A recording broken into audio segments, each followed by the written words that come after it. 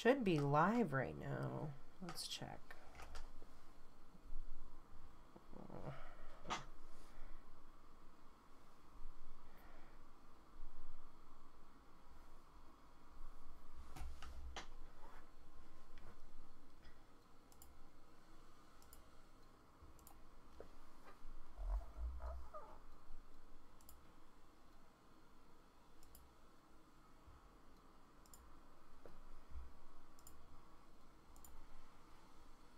All right. Okay, we are live. Good.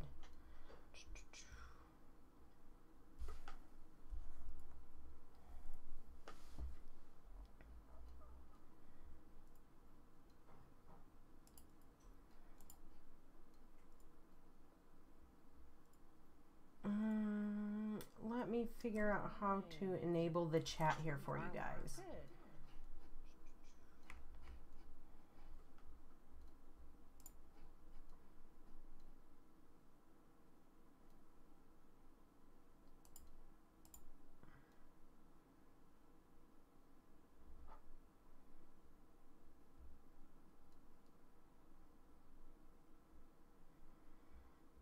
If you're in the live stream, just give me a moment.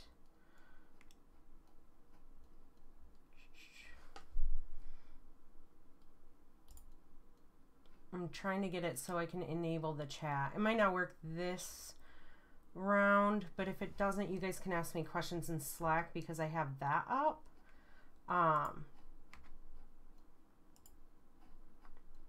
If you guys are all logged into it, let me see if I can figure out how.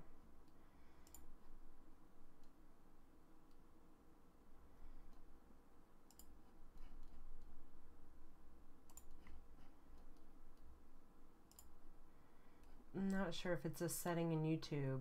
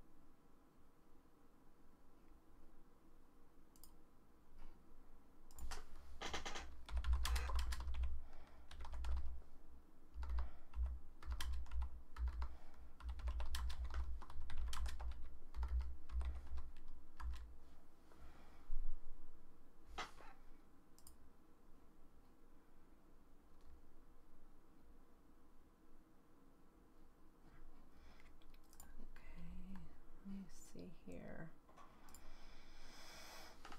Bear with me, guys. Sorry, it's my first time doing this live streaming through OBS.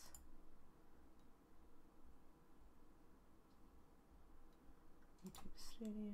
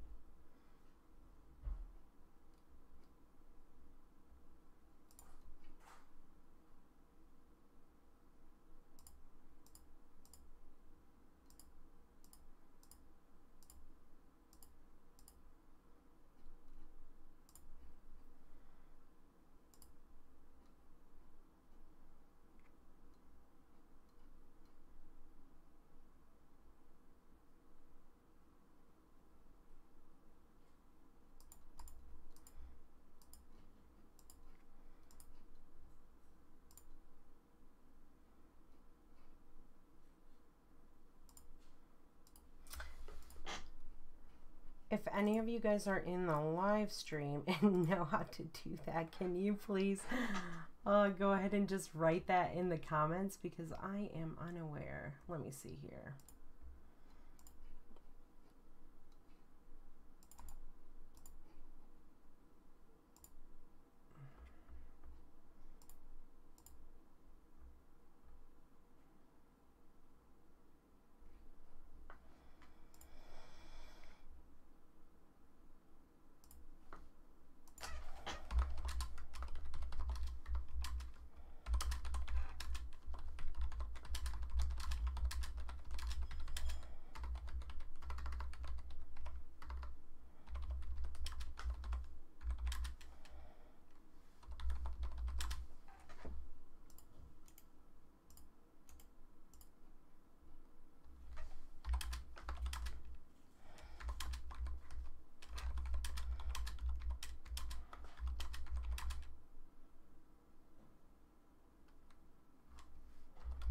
Okay, guys. Well, while I'm trying to figure that out, I'm going to just get started here. Okay. Well, my name is Amanda McCara, and this is Art 184 Computer Animation. I'm going to today go over the syllabus with you guys, and we're going to kind of get our feet wet and open up After Effects and work in that a little bit. Let me see here. All right, let me make sure that I am not blocking anything. So this is the home page when you go into Canvas. And this page will only be live for the next week. What I'm going to do is I'm going to switch it to another page after that. That's going to be more relevant to like what we're learning at that moment. But I've had a few of you guys reach out to me already with some questions, which is good. But let's just go over the syllabus so we can talk a little bit more in depth about that. And I can inform you guys about what's going on. So you'll go over here to your syllabus area, normal standard procedure, and we'll click on here, and here's the updated syllabus. Now I noticed someone mentioned something about in-person class. This class is live online and online only. It is not an in-person class, so I'm not actually on campus teaching. I'm remote teaching this class, and so the nice thing about that is that you guys are allowed to switch modalities, right? So if you want to join the live stream, that's great. Normally, if the chat would be up and running, I'd be able to interact with you guys a little bit more on there. But just like I said, at the moment, it's just not working for me, or I have something disabled. But normally with the live stream, that's a nice thing, is that you get live feedback from me. Or can ask questions and I can answer them there within class. Now, like I said, you can switch between modalities, so you're not required to be in the live stream, but we'll just kind of jump right into it. So, again, my name's Amanda McCara. I don't hold office hours because we aren't in person, but I did put a Google Meet link here, and I'm more than willing to talk with you guys and meet with you guys virtually. If you just want to put the meeting in or schedule it with me so that I know. I do have another job outside of this, outside of teaching, and so I work that job during the day, and so I might not be available at all times.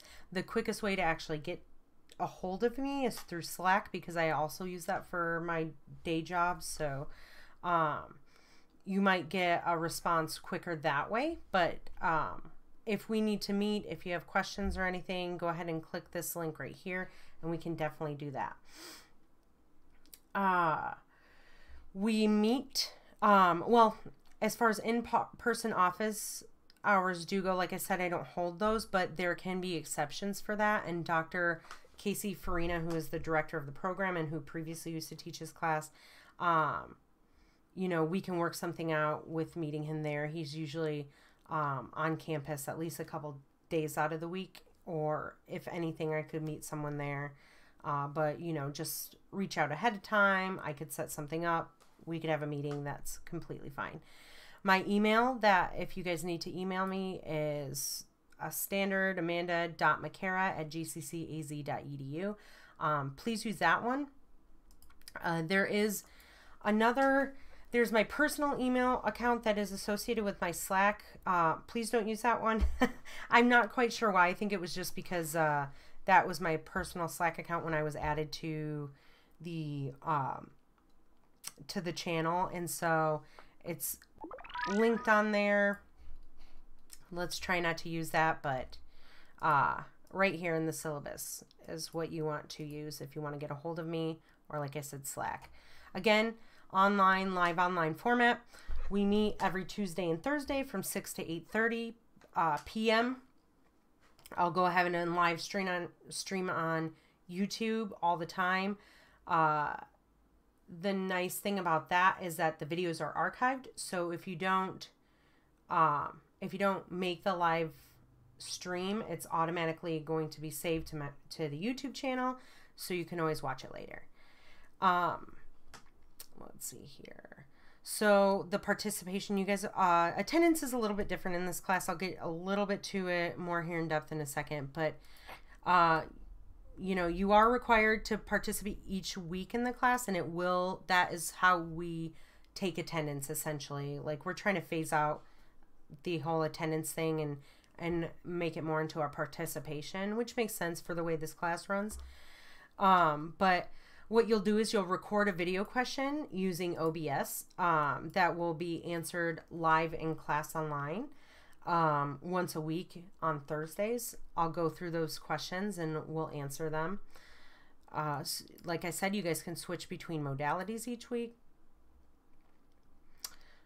Course information. Let's see. The most important thing here for you guys is that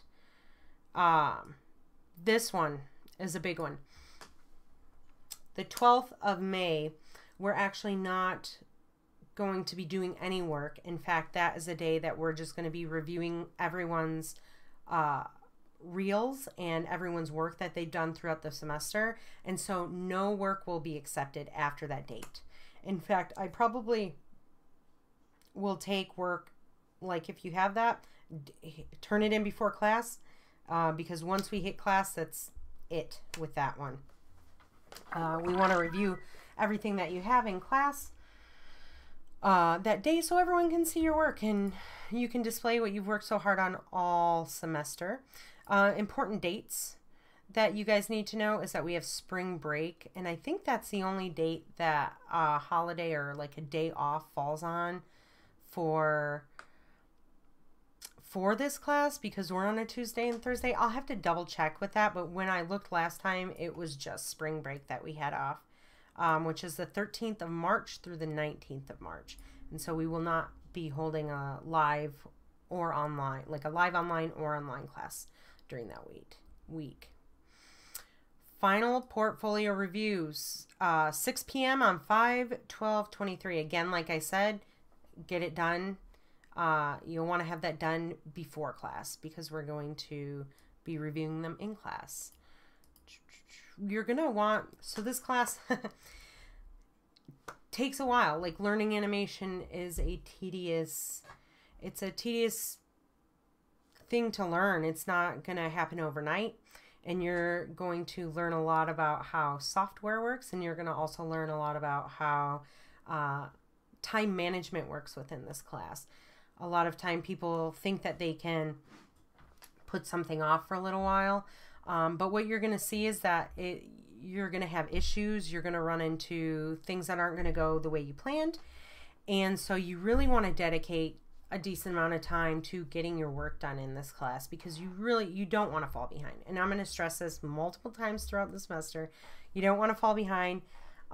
This class it has a lot of work in it, and the projects just, they build upon it themselves, so they get more dense and more in depth every week, and it's going to be harder to catch up if you fall behind. So I really recommend putting at least 10 to 20 hours aside a week for this course to work on your work, to familiarize yourself with these programs, because they're very heavy programs. They're not something that is something you're going to learn overnight. It takes a while, so I still learn things new all the time.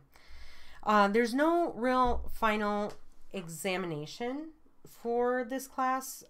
There's no quizzes. Everything works the way it would in the real world with this class. So what you're going to do is you're going to get an assignment, you're going to work on it, you're going to turn it in. We'll move on to the next one, and then at some point we're going to do a revision round. And so what I'll do is I'll go through and I'll tell you guys what needs to be changed on those specific projects, and you'll make those changes and then you'll show it again. And that's a lot what happens that's real life all the time. It's turning in, completing revisions, turning it in, completing revisions. And, hopefully it doesn't end up in a vicious cycle of revision rounds. You want to try and get things done when you can and promptly, and take time to do things right as well as you can the first time, so you don't run into many issues. But you know, you guys are learning, so there's going to be a lot of different things you guys will have to change throughout the course, and that's okay. But the main part of it is getting these videos ready to go into a portfolio, so that when you guys graduate and go off to get a job, you have solid work that you can show your potential employers. So that's how this class works. Again, no real quizzes. The only quiz we do have is the syllabus acknowledgement quiz. In fact, let me just talk about that now, so I don't forget, because that is important. The syllabus acknowledgement quiz is super easy. It's either true or false or yes or no. I can't remember. But you have to have it done by Thursday. I really want them done by Thursday. I'll go through and email people probably tomorrow if you haven't had it done. Because what's happening is if it's not done by Friday, people get withdrawn from the course. It's what I have to do. I don't want to do that, but it's something I have to do. And then it's a pain to try and get you guys back in. So please, please, please just take the time to click a button and hit submit, and then we're all good. I know some of you have already done that. Thank you. I appreciate that. Less emailing for me. But yeah, I will touch base on that again a little bit further into the class, but let's move on. Course description. So let's talk a little bit about what you're going to be learning in the class. You're going to be using the computer and different types of software and stuff to create animated sequences, and you're going to learn to animate text, and we're going to do a little bit of 3D animation and some, you know, we're going to learn about putting them all together and compositing things, and we're going to make some, you know, cool little videos. It'll start off slow at first. We want to learn the basics and the fundamentals of animation, and then we're going to move into really just kind of, like I said, building on that and getting more in depth and getting more complex with what we're making. You're going to be learning about timing. We're going to be editing things together. The construction of characters, we're not going to be like doing any actual character animations in this class. That is a very, very complicated topic to get into, and it takes a long time, and really what we want to do is we want to learn the fundamentals of animation before we get to that point. So this class is going to be not as, you know, it's going to be fun. We're going to learn some really cool things to do. I will just say that. Course competencies, you guys can look over that kind of stuff. The textbooks, there's not a textbook for this class, but there is actually a textbook that I would recommend to this class, and it's called the Animator Survival Kit. And I believe, let me see here.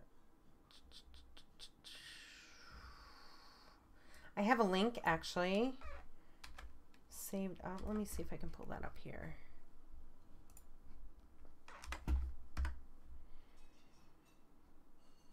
Perfect. This book is awesome, and it just talks a lot about a lot of different, like, your principles of animation, a lot of different things, how animation used to work, and it's just a really good book to read if this is something that you're going to be going into as a career. I highly recommend getting it. It's not that expensive. I think when I pulled it up, I thought it was like, what, 17 bucks, right around there for a paperback.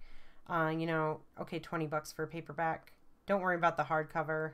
It's too thick for a hardcover book, to be honest. Like, it's just, you'll want the paperback version. It's just fine like that. But definitely worth looking into and maybe getting at some point. But it's not required. There is no book required for this class. The materials that we do require. I really recommend that you guys take notes in this class. There's a lot of terminology that you're going to learn. And there's a lot of steps and processes learning how to do things. And so taking notes is really essential. If you have to rewatch a stream or a class, or you have to like pause it consistently, I understand. Like, taking notes is important in this class. You'll want to do it. It'll help you later on in your other classes as well, because all of this information is going to apply to your other classes. You can do a physical notebook. You can also take notes digitally. I don't care how you do it, but I definitely recommend that is something that you guys do during the class. Another thing that I want to recommend is an external hard drive. You don't have to spend a lot of money on these nowadays. It doesn't have to be a solid state drive or an SSD. Those tend to be more expensive. They have less moving parts. They do hold up a little bit better, but for what you guys are doing right now, it's not essential. You know, at least a terabyte, 1 TB is 1 terabyte of space.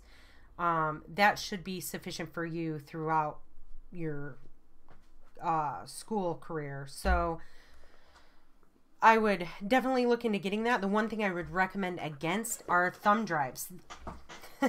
Students lose thumb drives very easily. People lose them easily. You leave them in computers, you set them down, you forget where they're at. They're hard to keep track of. Don't do it. And not only that, but they don't, I haven't looked or purchased a thumb drive in years, to be honest with you. And I don't even know how much data they can hold or store anymore. But the nice thing about this is an investment, right? You will use it throughout your career. You're going to use it throughout school. And then you can take your work with you, which is really nice. You will need a computer with a dedicated graphics card. We're going to talk a little bit more about that as well, because that's an important thing. I've already had some questions about that. So I will talk back on that here in just a little bit. Let me see here. But if you do not have a laptop with a dedicated graphics card, I really recommend using a loaner laptop from GCC. This is the form to fill out. You do not want to use an integrated graphics card. Usually you'll say Intel. They just aren't built to withstand the heavy duty lifting that these programs do.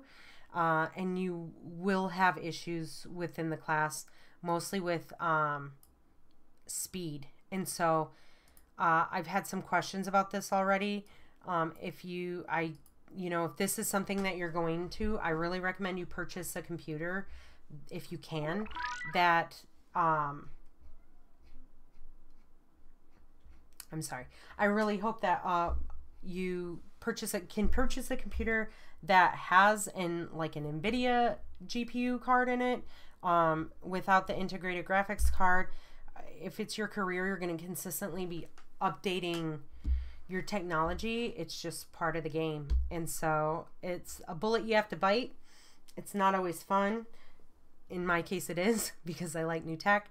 But if you happen to have a computer that has an integrated graphics card and you cannot rent one, or you cannot purchase a new one,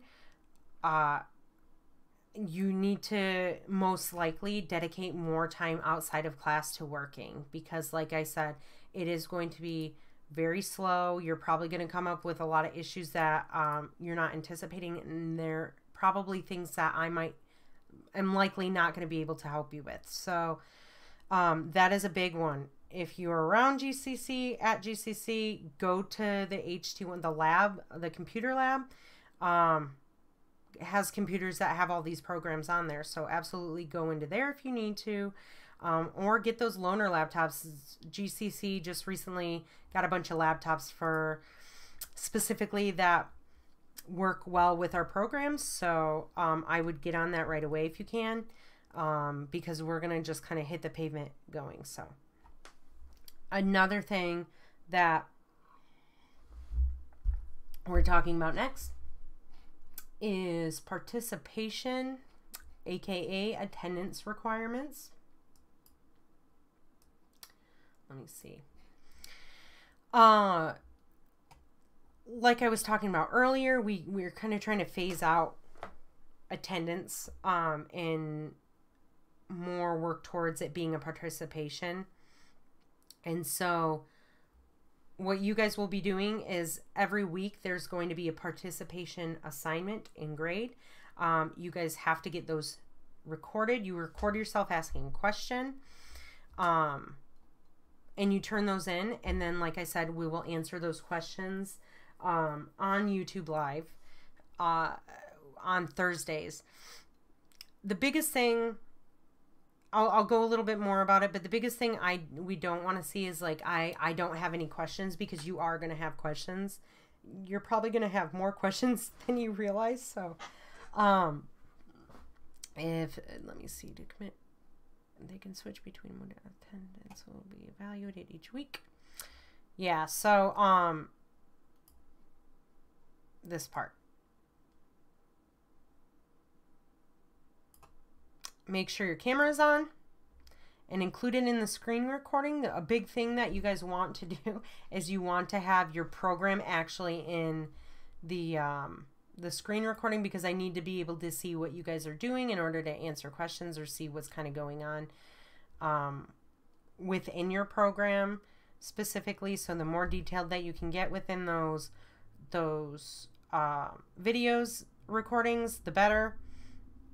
And they'll just be related to the current project or class materials that we have that week. So, and course policies, you guys can go over those as well. Failure, this is one, failure to turn in any work for 2 weeks without communication, you will be dropped from the course. Communication is massively important in this field, especially if you're working remotely. And if you don't communicate with your bosses, if you don't communicate with the higher ups, you know, you can get in trouble for that. And so, you know, I'm a lenient person. I experience life as well. I understand that people go through things and that people have difficulties. And so if something's going to happen, please just write me. Just send me a message and we can talk and we can try and figure something out. I mean, I really don't want to see something happening every week. I mean, at a certain point that gets to be like, but you guys, you know, everyone's adults. So communicate. Let me know if you're going to miss something or if you're having trouble with something. We'll figure it out. We'll work together, to come up with a solution. Also, if you have, need any extra assistance within class, you know, there's ways to get that as well. So, you know, we can address that more. I believe that is in here in the syllabus. If there is something in the syllabus, by the way, about meeting in person, just disregard it. I tried to go through the whole thing and update it this semester, so it didn't say anything about meeting in person. But if it does, just disregard that section or that, you know, sentence, whatever it says. Because everything will apply to being online. Help, if you need help at GCC, technology help, course, like kind of stuff, help desk, especially with like program type things. I know someone was having issues with Adobe earlier.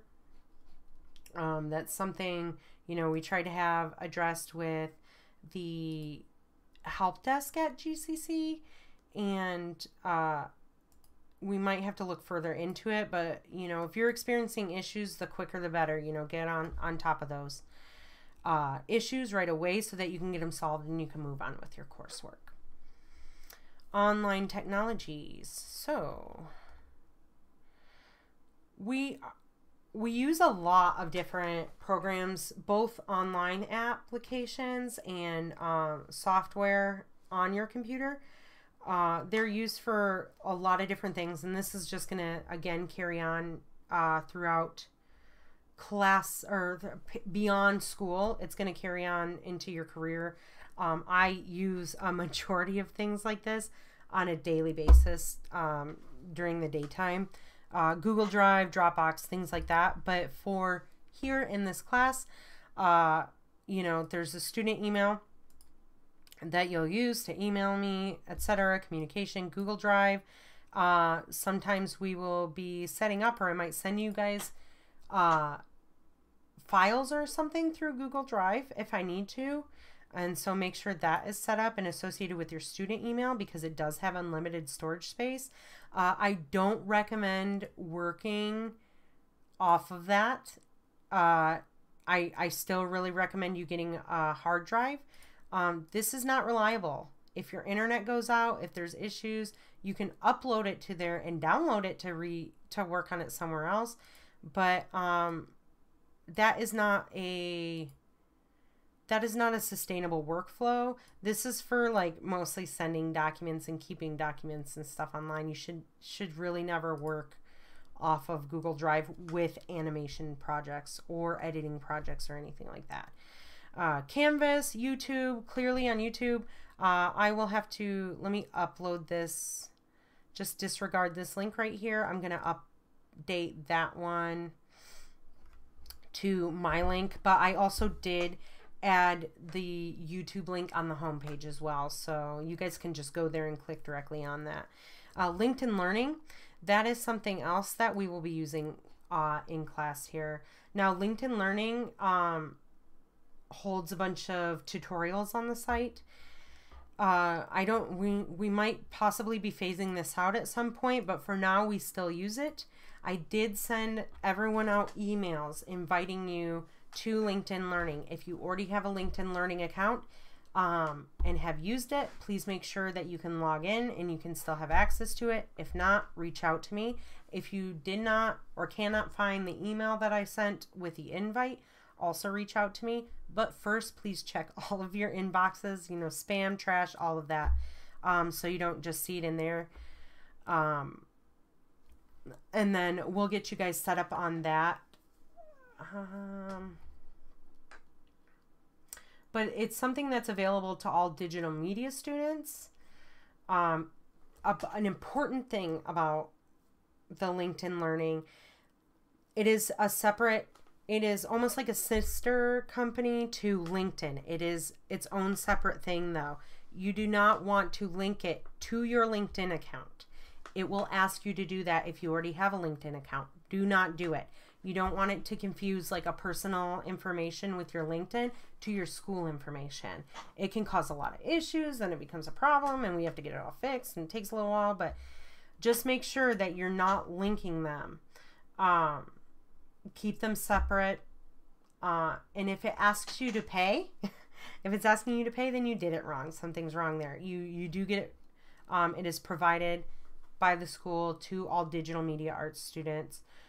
So definitely do not pay for it. If that's the case, start back over again and try the process. If it still doesn't work, reach out. Syniversity.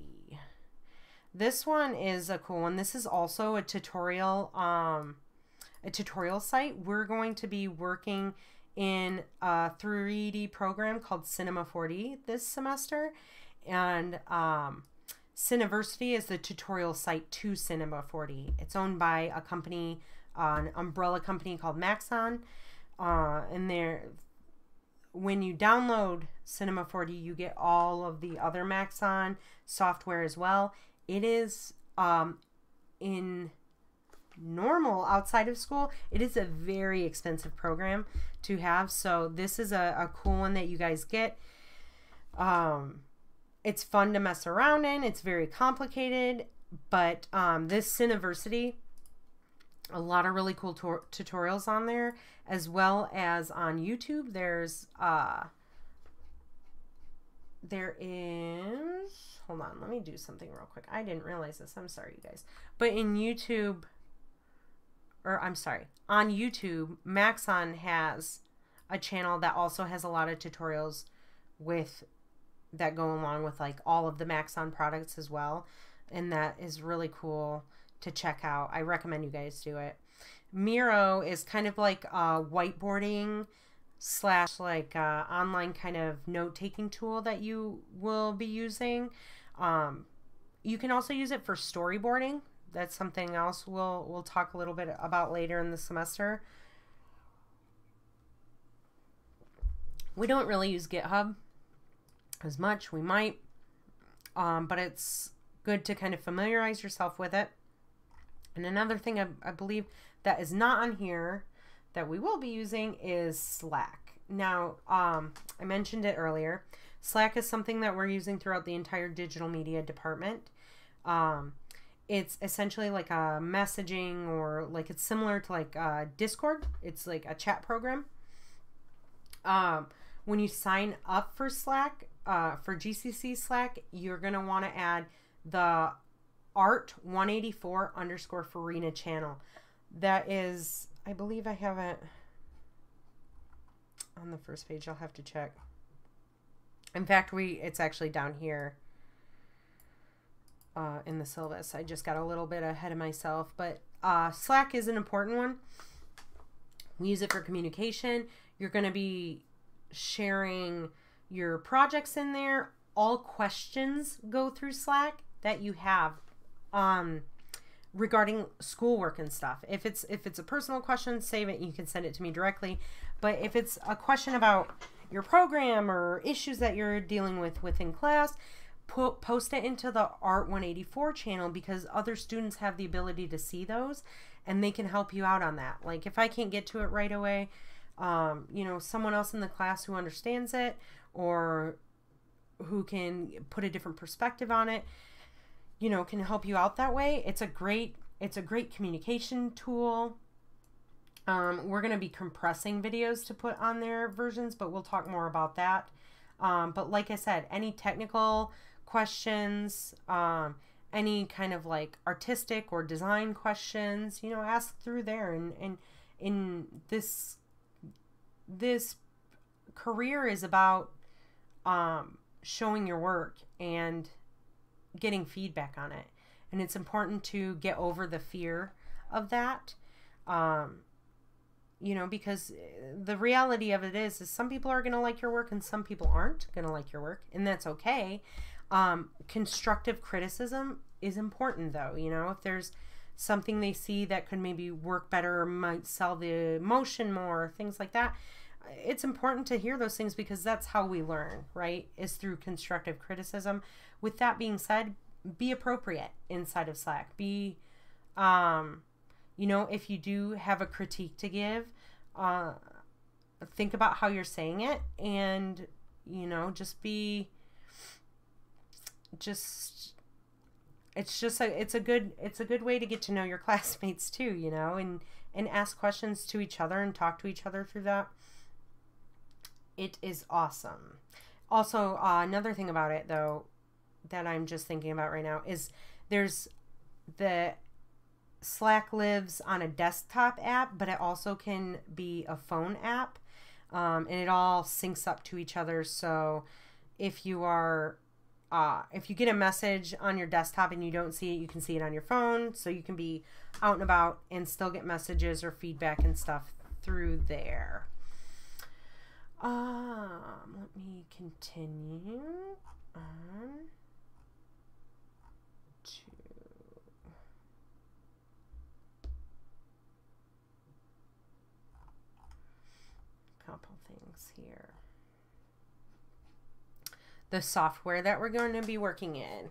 So I've already talked a little bit about Cinema 4D from Maxon. It's a 3D design software that we're going to be not only, you know, designing things in, but also animating.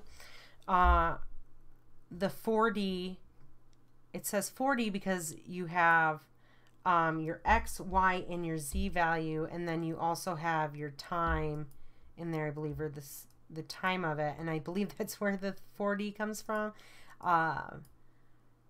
That, don't quote me on that. The Adobe Creative Cloud. This one is awesome. You get a ton of applications and different programs with that as well.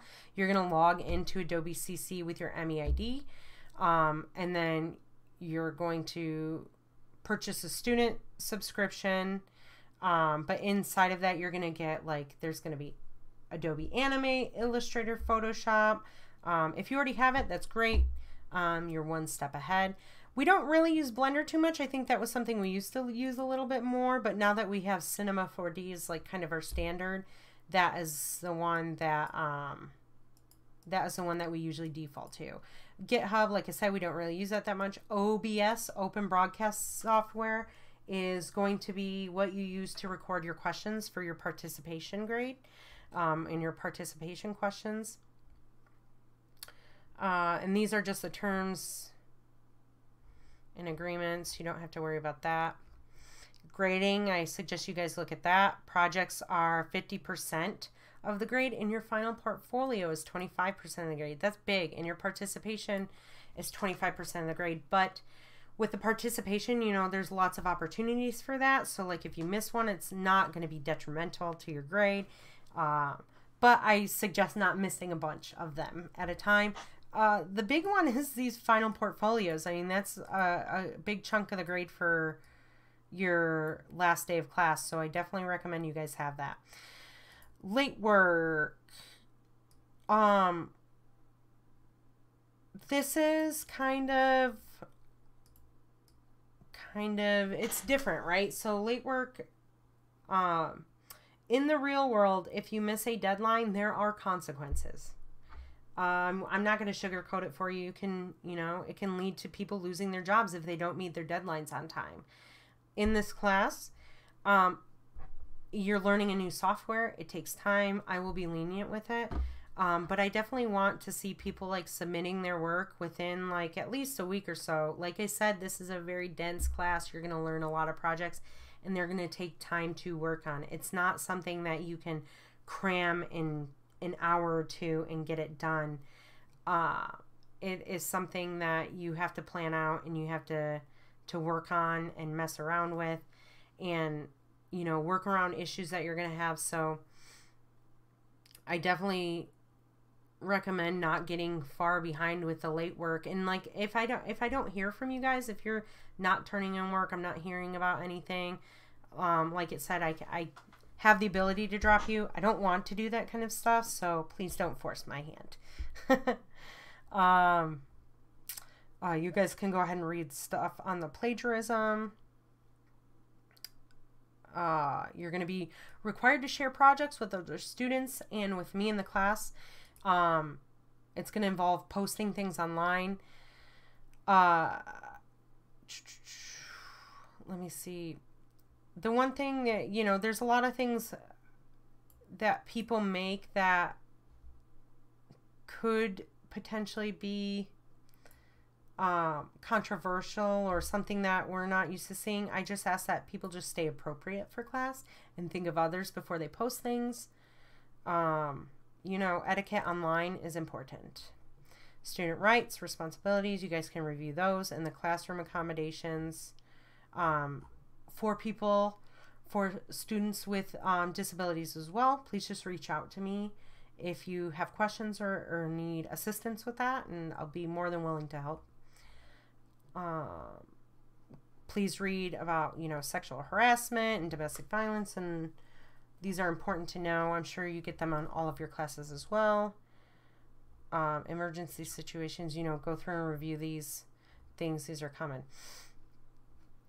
Student or the syllabus acknowledgement quiz on Canvas. Do it. Do it now.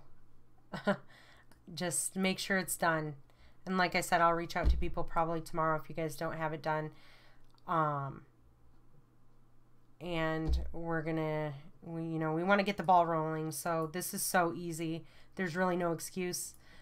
Just finish it, get it in, or else I have to drop you, and I don't want to do that. So, all right, we have reviewed the syllabus. Let me go back here and we can talk about a couple things on here. Forgive me, I have some notes. Let me just move me out of the way again.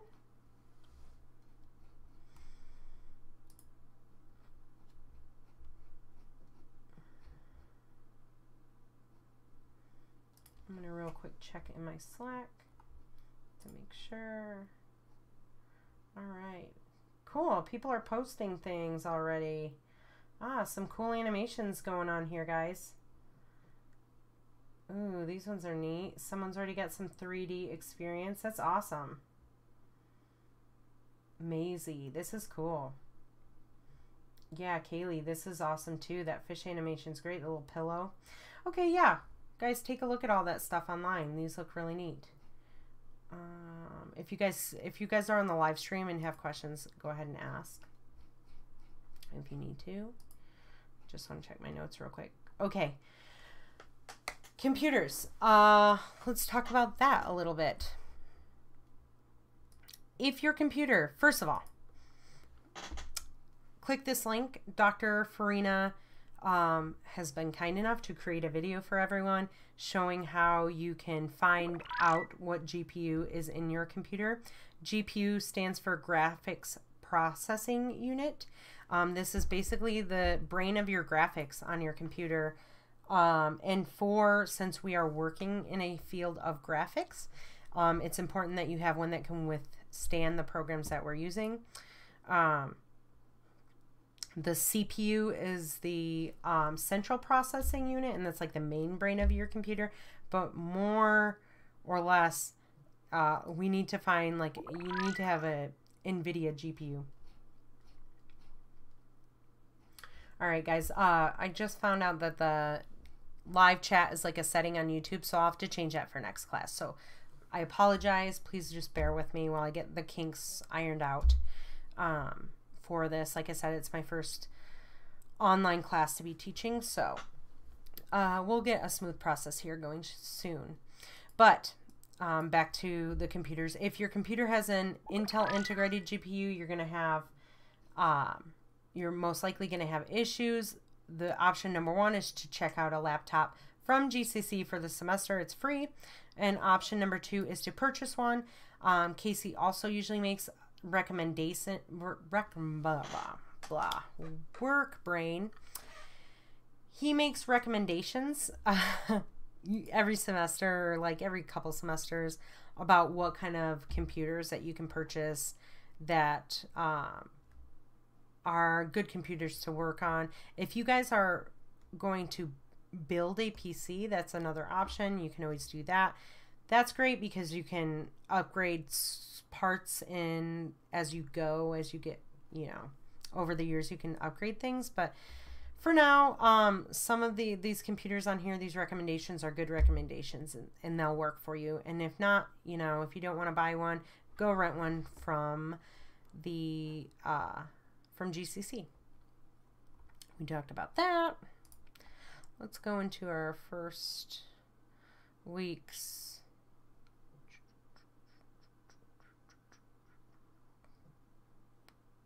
technology login challenge. Let's go there.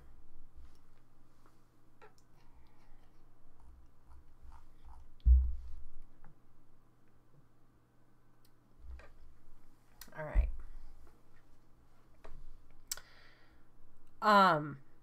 This is something I want you guys to do before next class. It is due by next class at the end of the night. But you guys are going to need to be working in these things right off the bat. So let's get it done. You guys should do this as soon as possible. I know some people have already started. You're going to go through and you're going to sign up for each one of these programs. These are just tutorials and ways to get through, and how to download them, how to get them on your computer. OBS, we've talked about that. We've spoken a lot about Slack already. LinkedIn Learning, we spoke about that. Again, do not link your LinkedIn with your LinkedIn Learning account. It will cause issues. The Creative Cloud, Adobe, go ahead and download these programs. These are ones that we will work in most likely. Maybe not Character Animator as much, but just download it anyways, and you guys can have fun, and you can use these in between classes and for your other classes. So I recommend getting into the Adobe suite and the software in that, because a lot of it translates from one to the other. There's a lot of sharing that happens between the programs. I mean, obviously it's under one umbrella corporation, so a lot of tools, and just different design parts of the programs work together. We'll touch more on that later. Cinema 4D, this talks about how you guys have to sign up and get licensed for Cinema 4D. The one thing, it does cost, there's a small fee. It's $9.99. That is not much, considering that it is a very, very expensive program outside of school. So this gets you into Candyland. I would pay it. And you will need it. So so download all of these. Have these ready for class next week. Or I'm sorry, for class on Thursday. And make sure you read the deliverables of what you need to turn in. If anything, I would do the Slack part, the Slack section first, and you know, start posting things in there, and then work on like the Cinema 4D, Creative Cloud, and the LinkedIn Learning. But this is like kind of your number one on your list to knock out, if you do have to do it in sections. But you know, you're going to take different screenshots of things, watch this video. It'll explain a little bit more on what you need to turn in. So a lot of these videos have been done by Casey Farina in the past, and so I've just linked to them. Why fix something that isn't broken? I might update them later on in different semesters, but for now, they're still relevant. So let me see here. Oh yeah, one of the notes that I have for you guys is that the nice thing about all of these software licenses is that they are transferable, which means that you can send them to different computers. So let's say you're working on a laptop and then all of a sudden you have to go into, you have to work on a desktop or something like that. You can still have the apps and the softwares downloaded and you just sign into them. So that's really nice that there's not like a static license that only works for one computer. It's able to like be fluidly used between different devices and different workstations, essentially, if you want to. I just recommend, if you are using a public workstation, to log out of them. I would just, you know, if you're going to use any kind of public workstation, go to the school and use it in the lab, and that just resets every night. So, all right, let me see what else.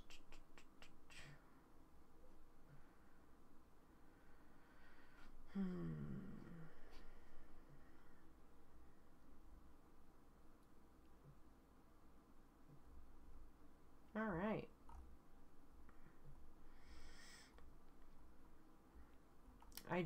I'm just looking at some side notes I have here so I don't forget to tell you guys things. Oh, let me talk about projects. This is why I have notes. Projects, we're going to be doing projects, probably one project per week. Sometimes there might be 2 projects a week because there are a lot of projects in this class. Both your projects and your participation your participation videos and questions will be due on Monday nights at midnight. The reason I have it Monday nights is because classes are Tuesday and Thursday, so I give you until Monday to turn all of those in. And the participation modules specifically will close Monday at midnight. On the Mondays at midnight, so you guys will want to get those in. Those are the one things that I do close. Project modules I will keep open, like I said. But if you guys have any questions about that, best to ask now before you get behind. Let me just check some other things.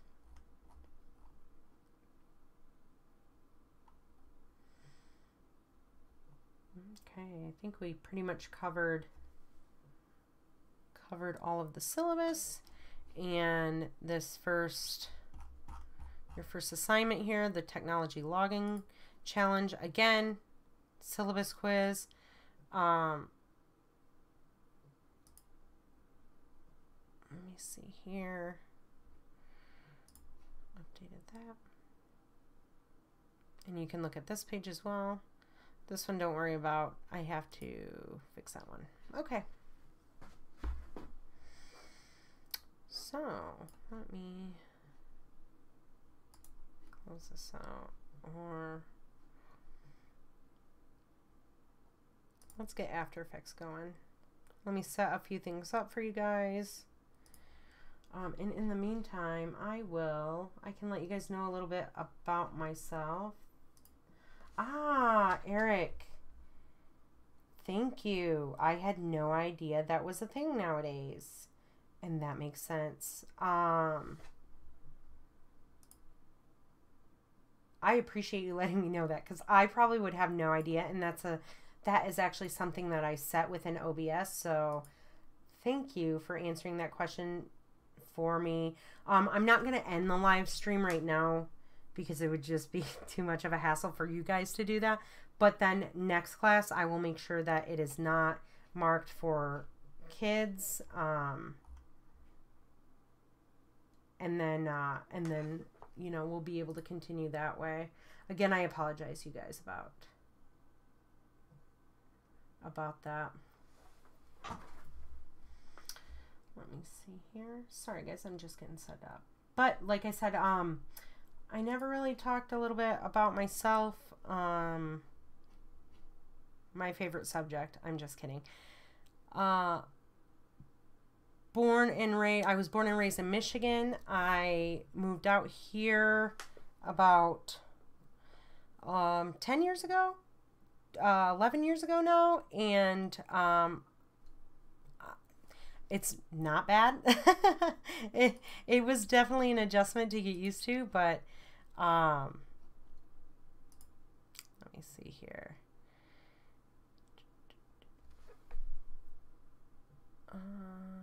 Default. Let me close this. Ignore these real quick. I love nerdy things, geeky things. I'm a big fan of Lego kits. I really like putting together Legos. I thoroughly enjoy getting lost into that. I play video games. I have a PS5 and I love it. It is the most recent game I played on there and finished was God of War Ragnarok. And I've got a laundry list of games I need to start playing, but you know, time as you're an adult becomes finite. So there's only so much of it that you're able to use. But I also have two cats. One's name is Minerva and the other cat's name is Seamus. I cannot guarantee that they will not interrupt live streams. Right now my door is closed and I haven't been hearing them, but there is a very high likelihood and possibility that they will at some point disrupt my class and try and be involved in teaching and instructing. So just so you guys are aware, that is a very real possibility. I will try and avoid that. But I can't guarantee that I can control the chaos that my animals bring. Okay, so let me start off.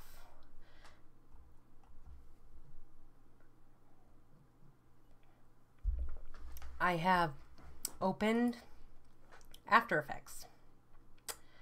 This, like I said, is a very big it's a very the user interface right now is very detailed and there's a lot going on. I'm trying to close some things that you're not going to see. This should be the view that you guys see when you open the program. It's the default window. There are different workspaces up at the top that you can go to Window and Workspace and always check this way. But default is the one that you're going to work in the most. Normally I have a program that works on here where I can zoom in and I can write, but for some reason today it's been giving me issues when I was working on it earlier. And so I apologize for that, but that should be up and running next class as well. But After Effects is a pretty much the main program that we're going to be using. There are other programs that we will be using as well, but After Effects, everything kind of gets filtered through there. This is something that is called your workflow, where you're moving files. The workflow is when you're moving files between like one program to another. You're working in tandem with one and the other. I do this a lot in my current position. I work a lot in After Effects and Premiere at the same time, and I go back and forth and back and forth. The same thing also with Illustrator. A lot of the times, like if I'm illustrating something or there needs to be updates to it, I will update the Illustrator file and it will update inside of After Effects. We'll get more detailed on that, but those are things called your workflow. Adobe uses something called dynamic linking. It's okay. Sometimes it breaks, but you know, if we come into that issue, we'll touch base on it. But for now, this is something that you're going to use all the time. It's something that you'll get used to working in between different programs. Your computer's going to have a lot of things open at once. And so that's why it's also important to have a good computer that can handle all of that. You know, a lot of the things that you'll be working at a lot of files from the Adobe suite that you'll be bringing into After Effects are going to be things like Illustrator files, Photoshop files. Sometimes you'll bring in Adobe Audition. Sometimes it's rare that I actually do that. You'll bring in sometimes Animate files, Adobe Animate, into those. There's the file, like there's something called file extensions, and it's it's the little like abbreviations that end that like your program files end in, like a JPEG or a PNG. All of the file extensions for like After Effects and Illustrator and Animate, they're all different. Let me go ahead and pull up. I think I had on the desktop. All right. Perfect. For example, a file extension for all After Effects files is going to be AEP. It'll be .aep, which stands for After Effects Project. For Illustrator, you're going to see a .ai after that file. The only one that's kind of weird and is not something that you might be able to recognize right away is going to be Adobe Animate. It used to be Adobe Flash, and so sometimes what you'll see is a .fla file or a .xfl file. We thankfully won't be... we'll be saving like minor Flash files or Animate files, but that is not one that we don't do a lot of hand-drawn animations in this class. We work a lot with After Effects, which you know, does kind of the work for you in between. So, but we will touch base on hand-drawn animation. What do we do inside of After Effects, right? We animate inside of After Effects, and we composite things inside of After Effects.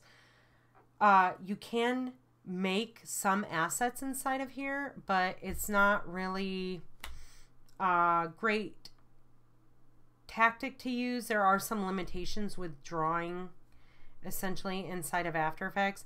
It is better to draw in either Illustrator or Photoshop. I recommend Illustrator.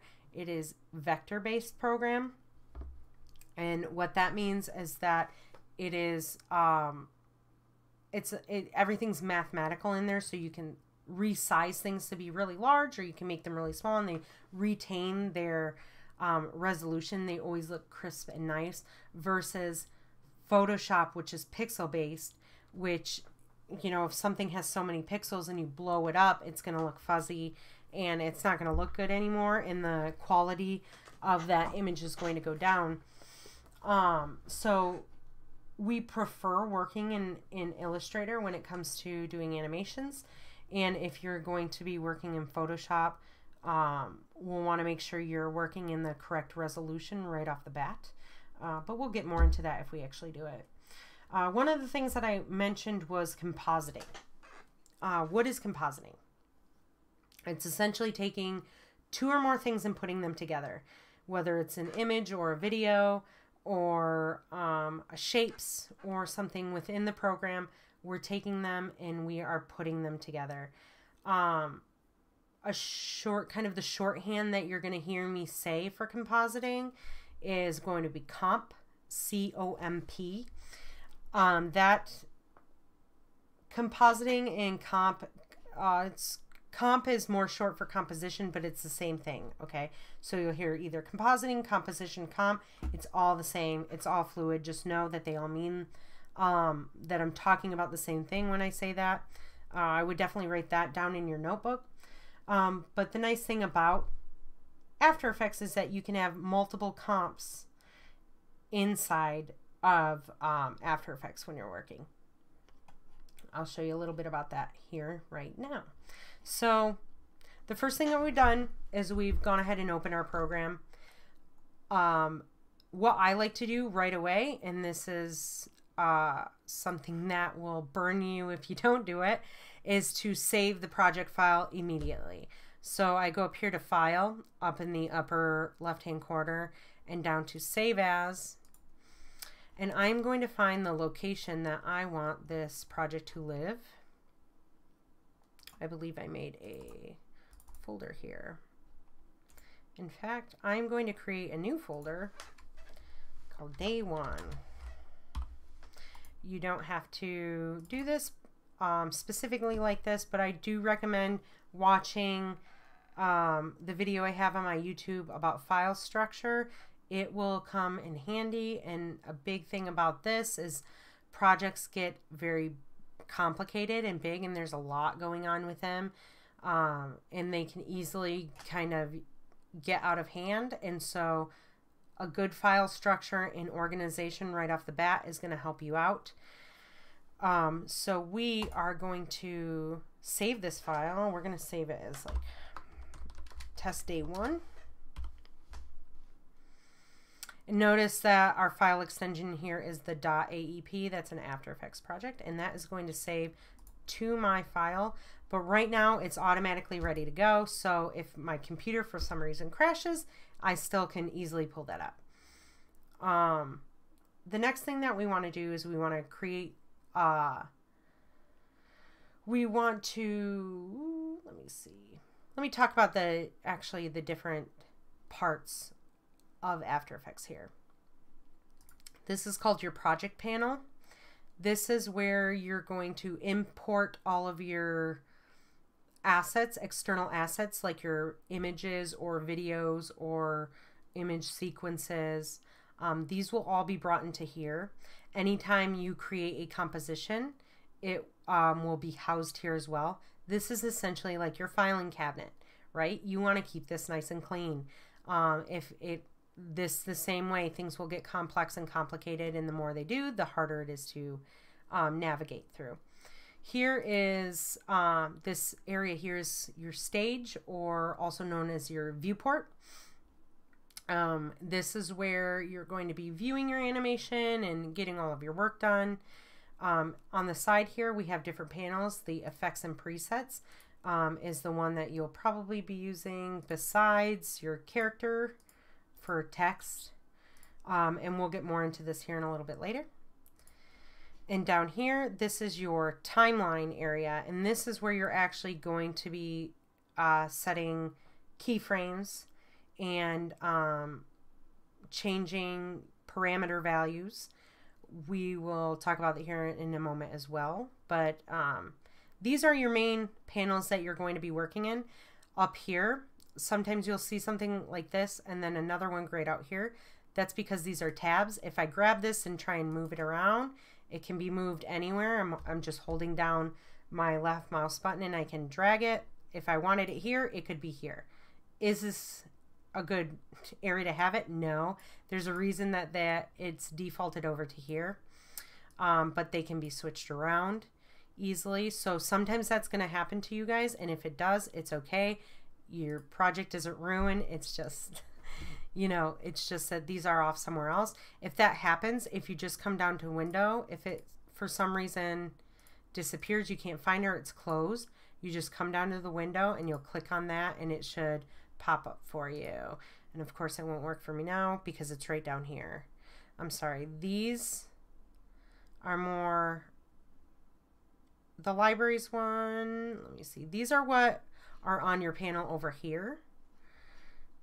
So we still want to have those effects and presets on there. I don't want to lose that. But these ones are what you actually see within the layout of your program right now. All right, let me see. So we are going to start off by creating a new composition or comp. You can either click here to create new comp, and then, or you can hit, I think it's control, let me see, Control N. That's one to write down. Let me pause for a second and hit on that note. You're going to be learning a lot of shortcuts in this class. I use shortcuts a lot. They help your workflow to be a lot quicker, and it's a lot easier to just hit keyboard shortcuts throughout your workflow versus like having to go and find it and manually clicking on things. I will never tell you a shortcut that is not included within the program. I will never show you things that aren't included within the program. So all of these shortcuts that I tell you and all of the things that we work with are going to be things that you have access to. So you can, like I said, click on that. You can click here on new composition, or you can hit Control, or I believe it's on a Mac, I can't remember, but Control N will go ahead and open that for you.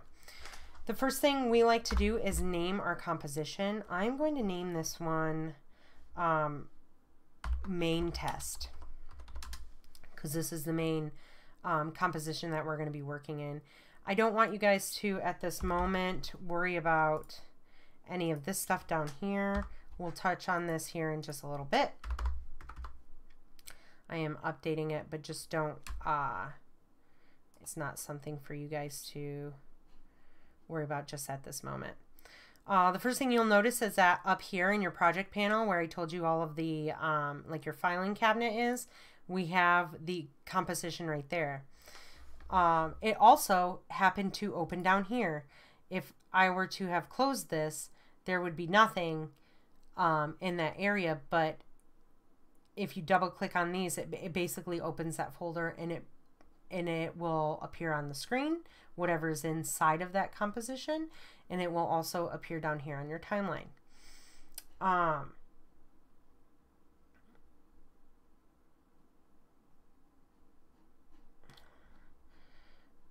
right, so let's add some shapes into this. Let me, I don't really like working on a white background. It kind of hurts my eyes. So what I'm going to do, this is like a new little tip for you guys, is down here in the timeline where it's blank, you can right click and go to new and solid, and that's going to create a background for you. And I'm going to name, just name this black solid or black background, BG for black background, and you'll click here and you can change the color this way. And then what's going to happen is it is going to automatically be added into my composition here. And then it also is added here into my project folder. It's whenever you create a solid or a background onto here, it adds it into a solids folder. So in case you're wondering where it is, if you just unfurl this little folder, they always live there. It's an automatic thing that happens within the program. The other thing that I want to do next is, because I placed this background layer into my stage, right? I don't want to move this around. As soon as I start making things and clicking, I'm going to accidentally click this object, and it's going to start moving it around. and I don't want that. And so what I'm going to do is I'm going to go down here. There's a little lock, a little like padlock icon. I'm going to click that, and that's just going to lock this layer in place. This is what is called a layer. If the layer is locked, you cannot click on it and you can't do anything with it. You will literally have to unlock it in order for it to move around. Another thing that you might see when you first open this program is it might just be like this, and that just means there's no background selected, that it's a transparent area. And so this just toggles that on and off to see. So you always want to create that background there in your composition so that you have, you know, it's the background layer that you have against your videos. It's just a new thing I'll let you know right now. So we're going to go ahead and add a couple shapes in here. Let's add some circles. Up here is your toolbar. We have your selection tool. If you hover over them, it tells you the keyboard shortcut that you can click to access those tools. So V for the selection tool, you have the hand tool, which is H. The zoom tool, you can hit the Z. I don't really use that very often. This here's your rotation tool, your anchor point tool, which we'll get to later. Here's your shapes. If you just hold down, left click and hold down, it'll bring all of these other shapes up here. We're going to start with the circle, and we'll just change the color here a little bit. Let's go to like something like that. We can add, we're going to add a stroke onto here as well. Not orange, just so we can see the shapes a little bit better. And I will increase the stroke a little bit. And then what you do next is you click within the stage and you drag out and your shape will draw. And if you hold down shift, it'll draw a perfect circle. And the first thing we want to do when we add a shape layer or anything into our stage is we're going to want to rename them, right? Because keeping things organized is really important when it comes to just this in general. So you can either click on the layer, and I guess the double clicking doesn't work, but if you hit enter on your keyboard, it will allow you to rename and edit it. So we'll just name this like circle 1, or let's name it circle green and get a little bit more specific there because we're going to be adding other stuff to it. All right, let me see here. Okay. I'm going to go ahead and I am going to add another circle in. Add something different colored.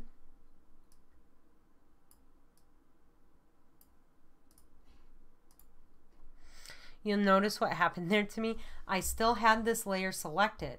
So when I came up here to change the fill color, it changed the fill color of this layer automatically. But I didn't want that. I wanted to create a new circle. And so if that ever happens, if you're trying to do something and you're noticing it's not creating a new layer, you want to make sure that you're clicked off of whatever layer that you are selected on. And then go ahead and proceed with whatever you're doing. It happens. Let's just add a purple one. We'll draw that one. All right. Then we're going to rename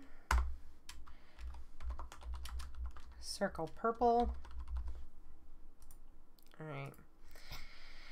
And so I'll hit my selection tool, which is V for Victor.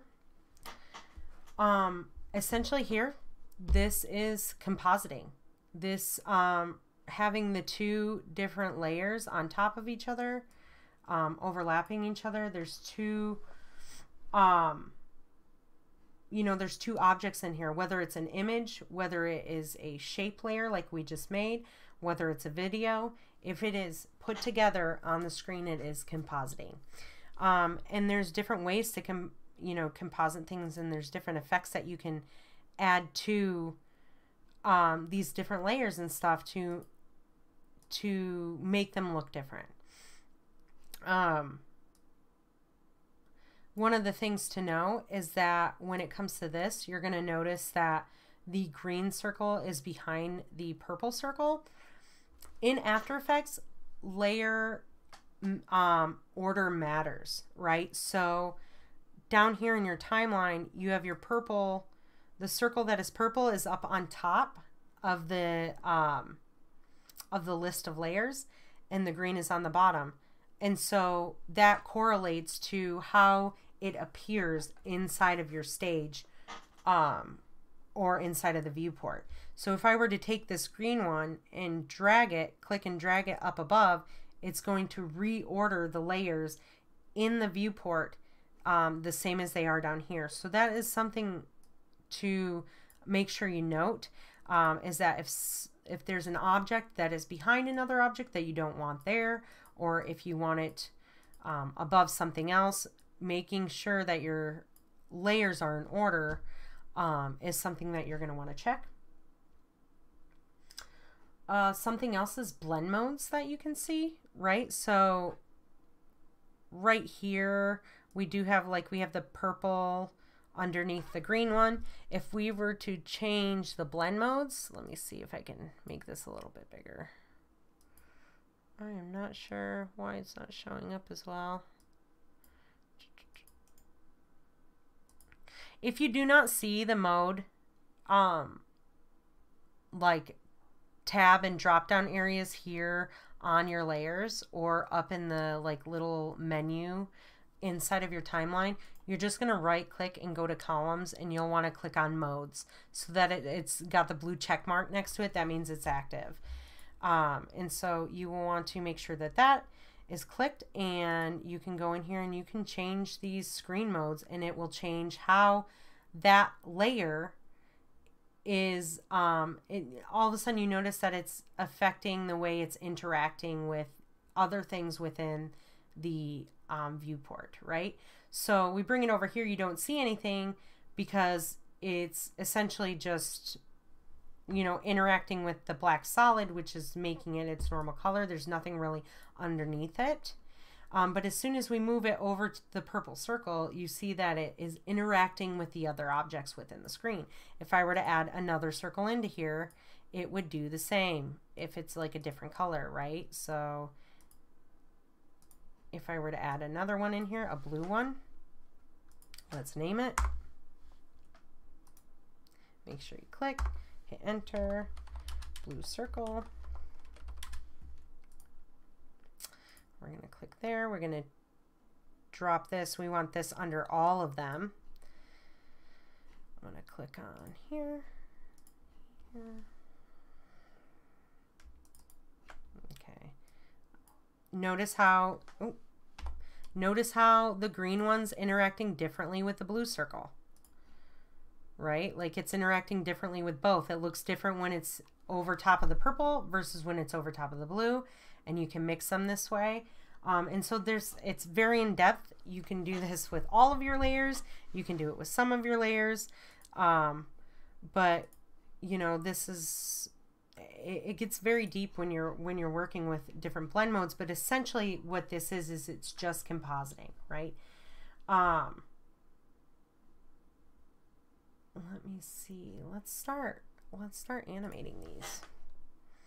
So I'm going to take these. I don't want to delete them, but I also don't want them to show up in my stage. So what I'm going to do is I'm going to go over to these little eyeballs right over here in the very edge of the screen, and I am going to deselect the ones that I do not want to see. And it doesn't mean they're gone. It just means that I can't see them. If I toggle on and off, they'll appear in and out. That's a good thing to know, you know, when you're working, if you just don't want to see certain things while you're doing that. So I'm going to move this over here. So the next thing we're going to talk about is transform properties. And what are those, right? So transform properties, in fact, let me see here. There's different transform properties that we're going to be animating throughout the semester. Rotation, position, scale, and opacity are the main ones that you're going to be doing. You can get very far just animating those things. I use them every day, every single day, multiple times throughout the day. That's pretty much what you do. And then you build upon those, right? It's like the building blocks of getting started. The shortcuts in order to pull up those are all different. The first thing that you want to do, because we want to animate this ball, right? We want to change the position of the ball from this side of the screen to this side of the screen. So I'm going to select my layer and I'm going to hit P. That brings up the position. If I were to hit T, it brings up opacity. That one's a little less intuitive, but if I wanted to change the size or the scale of the ball, you hit S. And then finally, rotation is R. So RSTV, those are, or RSTP, those are the ones that you want to remember. Those are the ones that we're going to use often. If you hold down Shift and you hit like, let's say I wanted to both animate a rotation and a position, I'll hit P first and then hold Shift and hit R, and it'll bring that up as well. Let me see here. But right now we're just going to be working on position. Now we want to basically, we're recording the movement of the object, right? We want it to start here and end here. So the first thing that I'm going to do is, you see this little tiny icon on my screen. I apologize that I can't really zoom. Let me try again. Let me see if this is active. It is not. But down here, there's this tiny little stopwatch. Let me close this. And this essentially is like your record button. Right now it is off. If I click it, it will turn blue and it is now on. One thing you notice is that down here, you see this little tiny diamond that appears. This is called a keyframe. We're going to talk a little bit about those keyframes here in just a second. But let me see real quick. This working with this, toggling on the stopwatch, it is either on or off. There is no in between. You do not want to animate a bunch of stuff and then hit off, then toggle it off. You'll lose your work. So make sure that when you're ready to work and ready to make something move, you toggle it on. It should always end up blue, and what you'll see is the keyframe end up down there. It starts there. I'm going to take this playhead and I'm going to move it down my timeline, and then I'm going to just change the value of the position of the ball, and I'm going to play it back, and we have an animated ball. Let me do something here. Right? This is essentially like the most basic form of animation. This isn't amazing, but it is that easy to get started. You know, just click the stopwatch, turn it on, move the playhead, this thing right here. When you move it back and forth, this is called the playhead. It's moving along the timeline. And then you essentially change the value. And it adds a keyframe. Let's see here. Let me go back.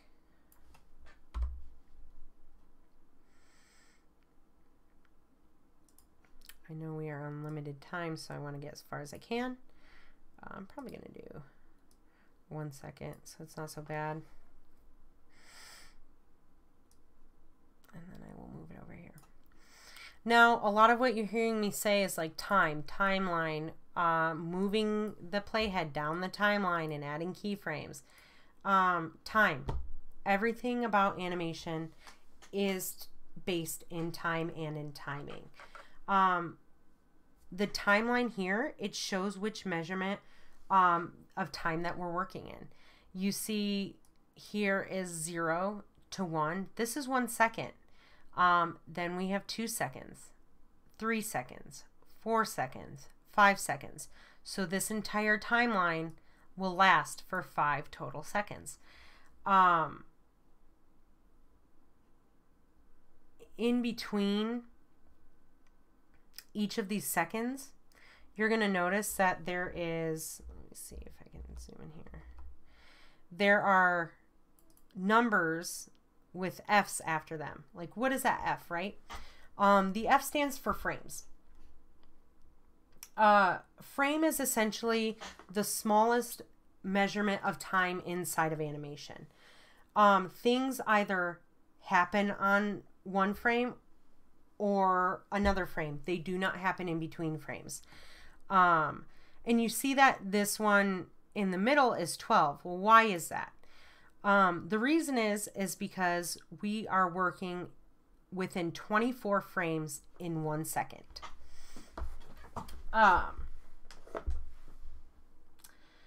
We can zoom in a little bit more. If we take this little, there's like a little sliding bar where there's mountains, like a little mountain range and then a larger mountain range. If you slide this way, it will zoom all the way in. You can notice that now it counts each one of those frames out. So here's the 1 second mark. If I move the playhead here, here's 1 second.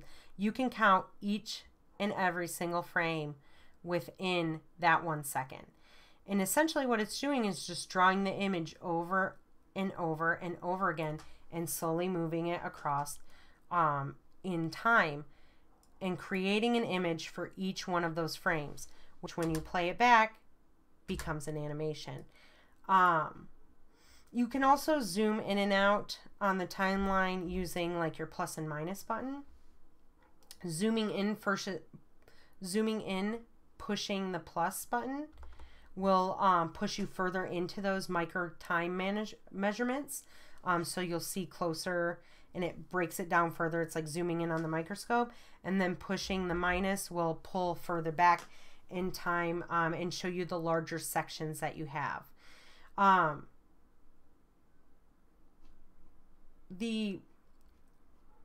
We'll get back to like the frame, the amount of frames. That is something, the 24 frames a second is something that it's referred to as a frame rate in animation. That's another thing. You're definitely going to want to write frame rate down. It's something that you're going to hear all of the time. Frame rate is the frequency at which how many frames are within an animation, a video or film that are being displayed, right? You'll also hear me say FPS, which stands for frames per second. So I'll either say 24 FPS or the frame rate is 24. Why 24, right? What's so big about the number 24? Well, 24 is essentially the standard frame rate for what we do in animation. It's just been agreed upon, the general consensus amongst animators and people who create animation and videos, that 24 frames a second just looks the best. You would think that going above 24 frames a second would make it look better. It actually doesn't. It kind of does the opposite. Another thing about 24 frames a second is it's easy to divide by. And we'll get a little bit more on that here in a second. But one of the things that you guys need to know and that you will always do is you'll always create all of your animations in this class at 24 frames a second. There are a couple that we will do differently, but the default normally is going to be 24 frames a second. We do hand-drawn animations are a little bit different, okay? Their standard is 12 frames a second, and notice that's half of the 24. Why is that? Because 24 frames is a lot to draw in 1 second if you're doing hand-drawn animation. Could you imagine 1 second of animation and having to draw 24 different images for 1 second? Films would just take an immense amount of time. They already do, hand-drawn animated films already do take a lot of time, but having to draw double the amount of images is just not, it's not realistic, right? It takes a really long time, especially when you're trying to get work done. So standard for hand-drawn has always been 12 frames a second. There's ways to make that look smoother. There's like different techniques that animators have used to make hand-drawn animations look smoother at 12 frames a second. But in general, that is what they use, and it's still, it's a stylistic choice, right? Like, if you're wanting to do it, we don't really do that nowadays, but if you want to, it's definitely a specific way that an animation looks, and we'll look into that a little bit further here. But whether you're going to be working in After Effects or Cinema 4D or any other animation program, really is going to be 24 frames per second 95% of the time. You guys just need to burn that into your memory and put that into your notebooks. But that is why you see the 12 frames in between the 0 and the 1 second mark. The 12 frames here is half of the 24 frames that make up that 1 second.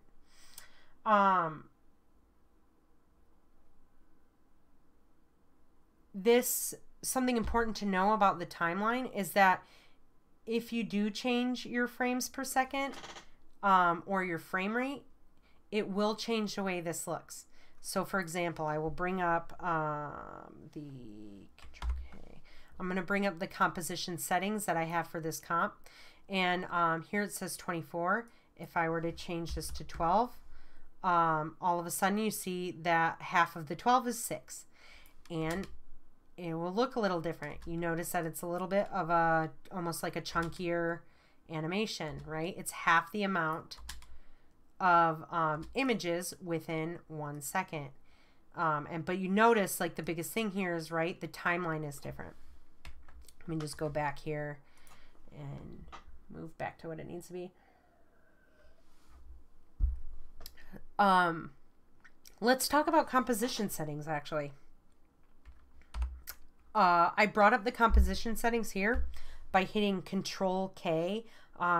Mac, Command, that's right. If you hit Command K, that will bring up the settings for the composition that you're working in.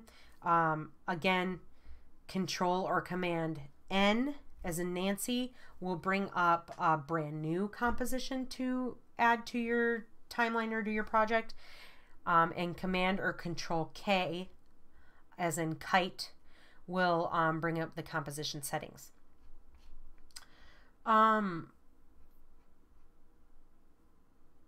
You see the frame rate that we're talking about right now is right here. You can go in here and you can manually like click on here, and you can see there's plenty of different frame rates that you can work in. You don't want to mess around in these too much. Some 30 FPS is something that you see a lot in older television programs. You don't really see it nowadays. A lot of movies and stuff, just standard for movies and film, are done in 24 frames a second. You don't have to worry about anything in between. These are kind of the ones with decimals. These are more meant for camera settings, specific camera settings, and so you definitely don't want to start animating within there. I would just always come in here, and After Effects usually defaults to what your last setting was, but I would just hit 20, go in there and type in 24 frames a second. Let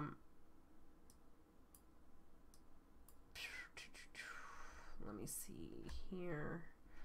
If you, like I said, this will affect like your timeline and how the timeline looks. Start codes and duration, right? The start code is where you want your animation to start, and we always want it to be 0. You will never ever touch this, no matter what. Like, I never actually change this setting right here, But, you know, all these zeros, like, what does it actually stand for? It's a measurement in time. The first zero here, this is your hours. You have your minutes here. You have your seconds here. And then these are actually your frames. And so if you were to look at this, normally I would ask you guys like how many. You can see it's 5 seconds long. If I were to add a 1 right here and hit OK, check this timeline out if I zoom out. It is going to be so big. Now we're in minutes at this point because I changed it to an hour and 5 seconds long, which is a very weird time frame, and you'll never make anything that long. Not now, not in class, and not in school, but that is just kind of, you know, if you see this, you're just going to automatically know that something's up and that you have to update something. I'm going to go and change it back. If I were to put a 1 here, that's 10 minutes, 5 seconds. And then all of a sudden, you see, you know, it goes all the way here to 10 minutes and a few seconds. You can also see this right over here. This is also displays, these are called time codes.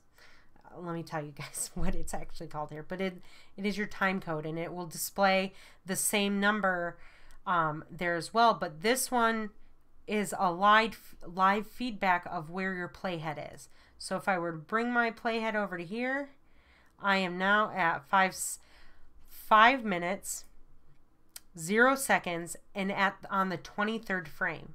And you can see that I'm on the 23rd frame. If I zoom in really microscopically on that time measurement, and right there. And so if I click right here, all of a sudden that frame number changes. So the frames will never go, like if you're working in 24 frames a second, it's never going to go up to that actual 24. When you click on the 24th frame, it's going to change to the next second. You know, and that would apply if you're also working in 12 frames a second. The micro time is going to stop at 11F, and then it's going to go to the next second. It'll never increase above whatever your FPS is over in these frames, part of the time code. Let me update this.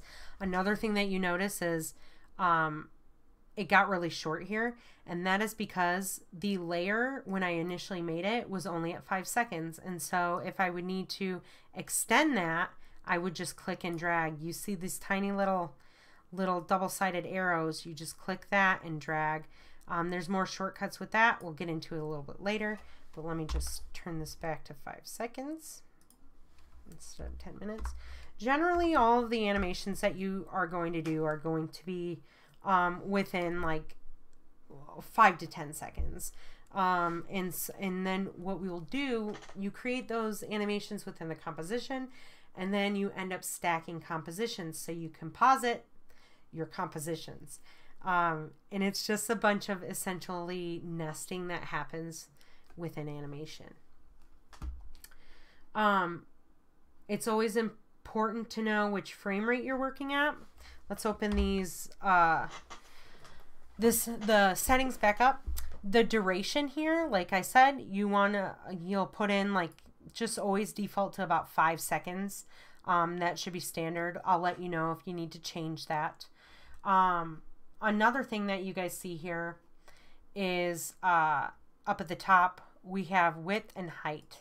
1920 by 1080. What does that mean? That is standard high definition. A lot of you might have heard of that already. We will always be working in a standard high definition setting.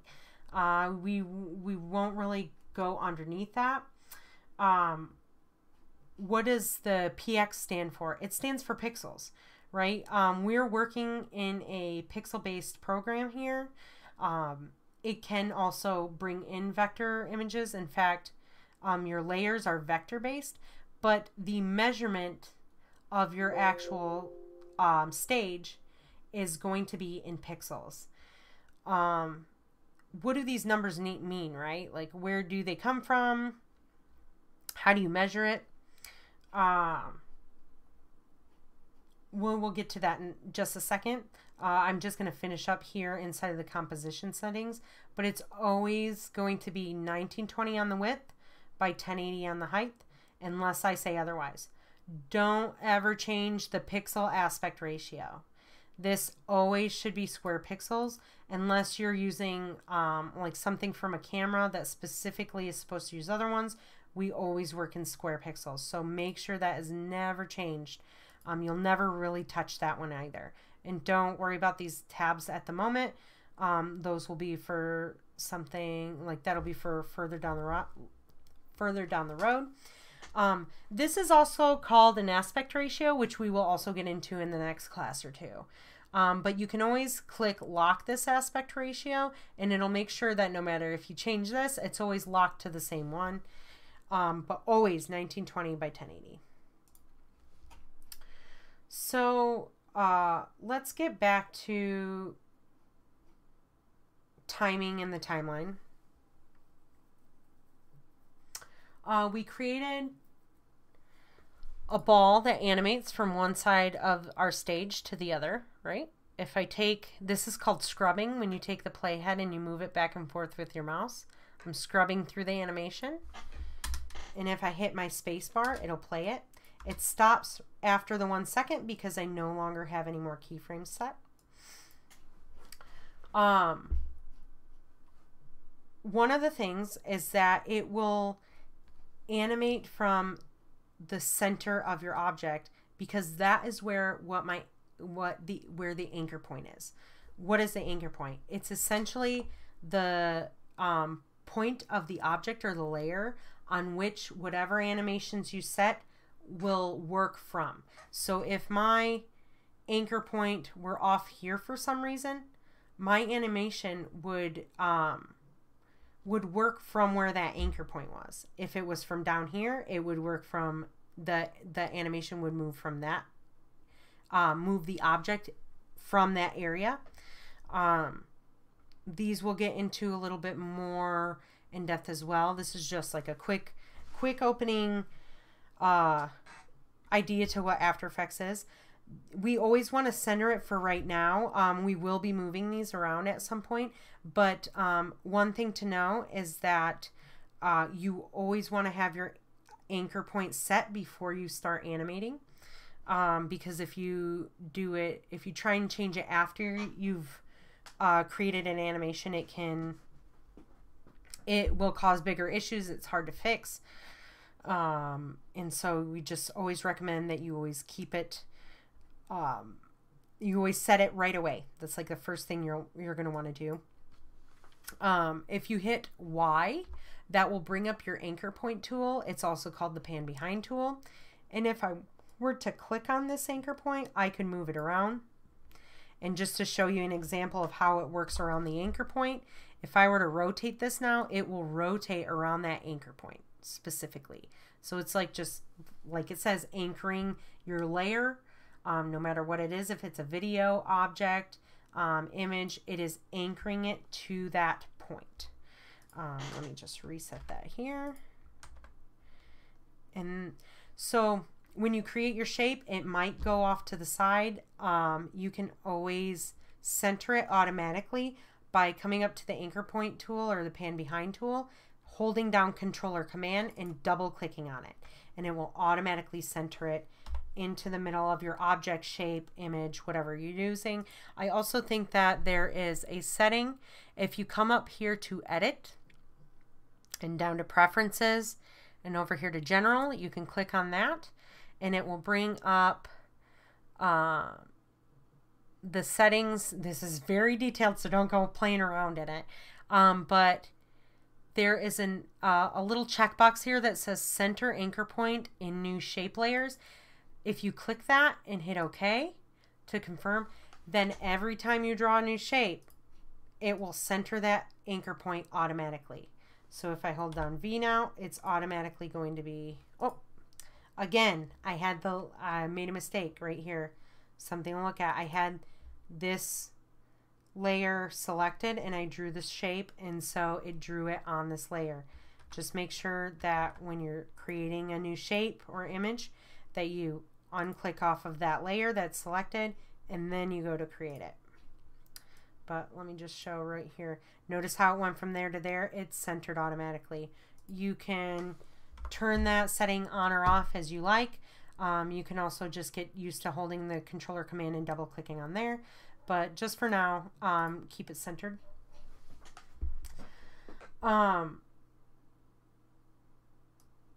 So let me go ahead and reset this here. Not the rotation. I don't want this property. I want the position property. So again, I will hit P for the position parameter, or they're also called transform properties. Parameter, transform properties. I will use those terms interchangeably throughout the class. And then I'll go to the 1 second mark. I'll scrub over to that, and then I will change the value here. Let me see here real quick. Let me just zoom in to this area so you guys can see it a little bit better. Okay. Now we're going to get into keyframes, right? Timing, keyframes. What are these little guys?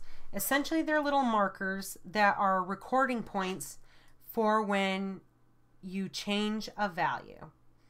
If I notice I had initially, the stopwatch was toggled off. I toggled it on. It recorded that point. It recorded the value of the position at 372 pixels on the X value and 528 pixels on the Y value. We'll talk about X and Y's here in a second. Those if I were to move the playhead along to halfway in between, and I were to change this again and push it a little bit further, it would add another little keyframe here, which is essentially, again, like a record mark, right? If you do something you don't want to do, or you want to go back, if you hit Control Z, that will undo. And that is something that is common throughout all of the Adobe programs, including Cinema 4D. So that is a good one to write in your notebooks as well. Control Z, as in zebra, will undo whatever you've done if you made a mistake or just didn't like the way it looked. Okay, here, let's see. So, properties. The position property has, these are called coordinates, right? You heard me say X value and the Y value here. It's the position of where your object is in space, right? Where the anchor point specifically is in space. So right now the anchor point, like I said, is at 372 pixels on the x-axis and 528 pixels down on the y-axis. And if I were to move over to the 1 minute, you notice those values change. Now it's 1404 pixels on the x-axis, so it went that many over, but it remained the same on the y-axis because we never changed the y value. We only moved the x value of this ball. You can see the information of your, I think yes, you can do that. If you just hover your mouse over a keyframe, you can actually see the information of that keyframe specifically in the little white box that pops up. It tells you where in time it is, and then it also tells you what your values are of that keyframe. When you look at the stage, you see there's like a bunch of small little, there's two small squares. There's one, if I just move this a little bit, go back. If I just move this a little bit ahead, there's a square, a little square here, and a little square here. Those are your actual keyframes within the space on your stage, in your stage. So this is your first keyframe. If I click it, you'll notice down here that will highlight. And usually when you want to select something like that, you usually like to drag in over it and select, but for right now, if I select it, it selects that keyframe. If I were to select this little box here, it selects this keyframe. Now you see a bunch of these little dots in between. Well, what is that? Those little dots are what we call tweening. Tweening. Tweening is a series of automated drawings that are done in between each keyframe, right? Notice that I didn't have to create each individual circle as it moved along from one value to the next value, right? It automatically, that's the power of After Effects, right? It automatically does that for you. If I were hand drawing this, I would have to manually create all of those images in between. But After Effects automates this process. And so, like earlier when I zoomed in super, super high, let me see there.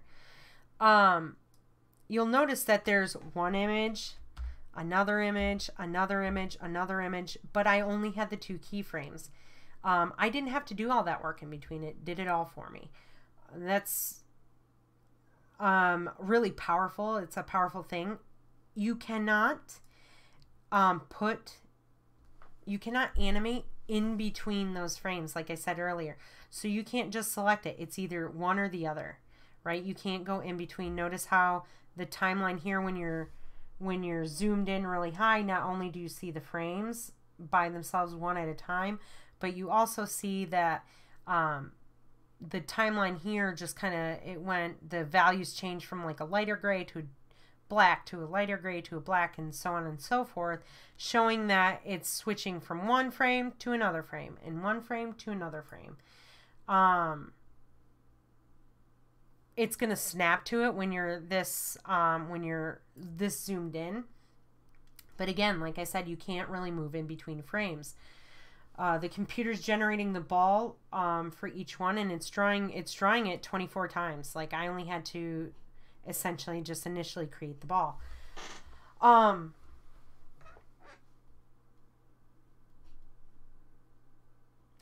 me see real quick. Let me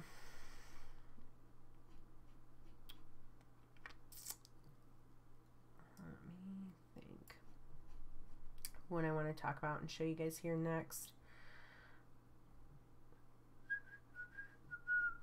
I hope you guys are hanging in there. Let me see how many of you are on the live stream. We got 3 hanging in. Thank you guys. Sorry about that. Just working out the kinks here.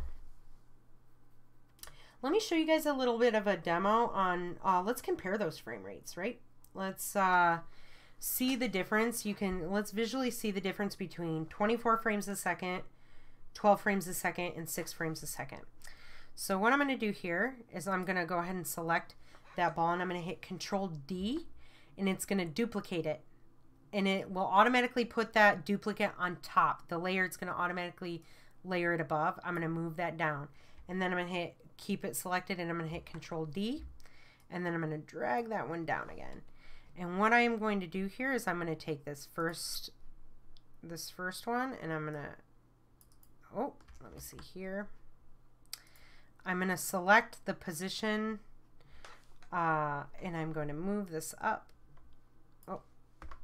Oh, that's a good thing to notice. That my little sausages slipped and hit the caps lock button. If you do that, it will hide your it causes an issue. I don't know why it does this, but it will give you a nice little red bar down there that says, warning, your caps lock is on, and you can't see. Just turn that off, and that will fix that issue. It happens a lot.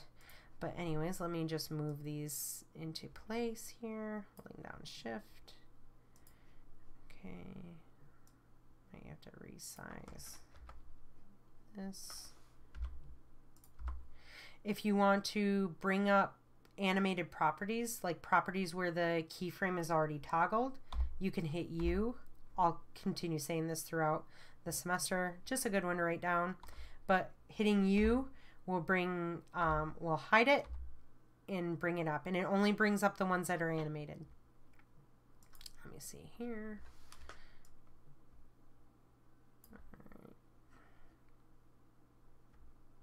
If you hold down Shift and select multiple layers, you can hit a shortcut for a transform property and it'll show for all of them. Like right now, my circles clearly aren't fitting all together, so I want to scale them down. So I'm going to hit S and it brings up that scale property. And if they're all selected, it'll change them all at once. And so I'm just going to select that and go down to 90 and it brings them all down. And then I will just hit U and it brings up that position, those position parameters again.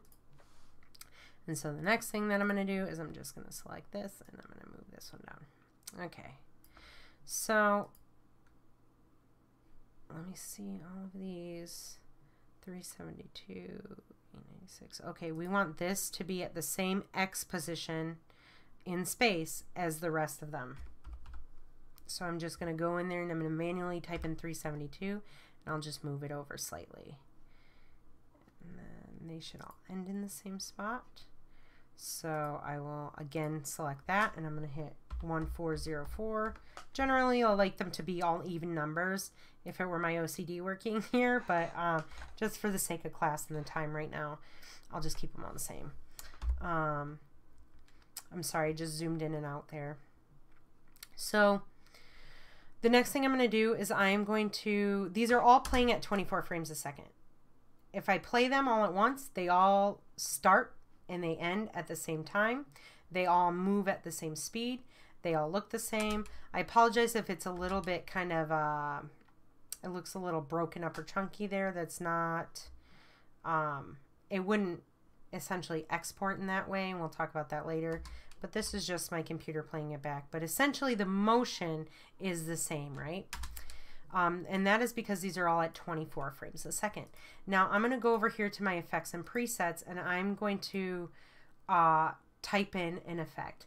You can go in here and you can do a drop down and go into each one, but that will take you probably in the entire semester to go through and find things. So if you just come up here to the little search bar within effects and presets, if it's collapsed like this, you just click it, click in there, and we're going to type in posterize time. Not stylize, we want to posterize time.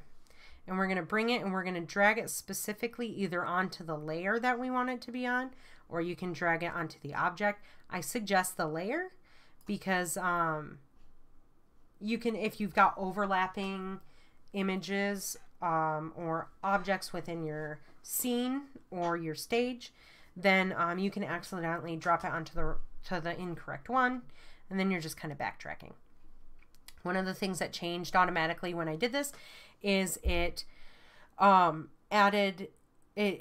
went over to my effects controls, and you see that it shows the frame rate here. Now the effects controls is basically like your it's keeping track of all of the effects that you put onto a layer. So if I were to click on the first green ball, I didn't put that posterized time there, so there is no effect.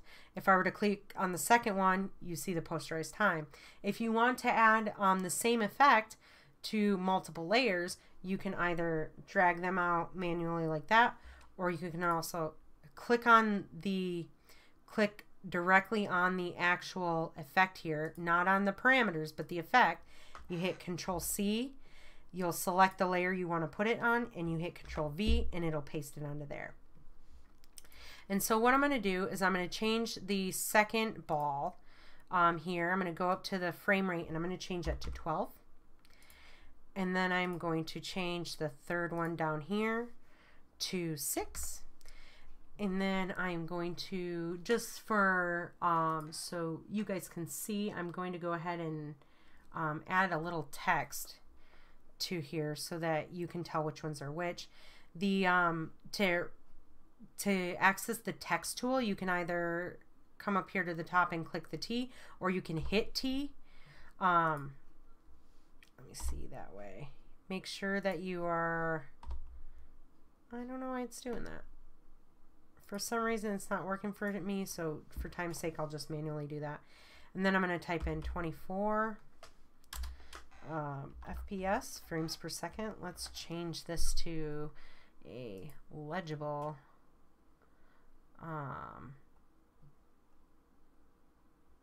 a more legible font or typeface.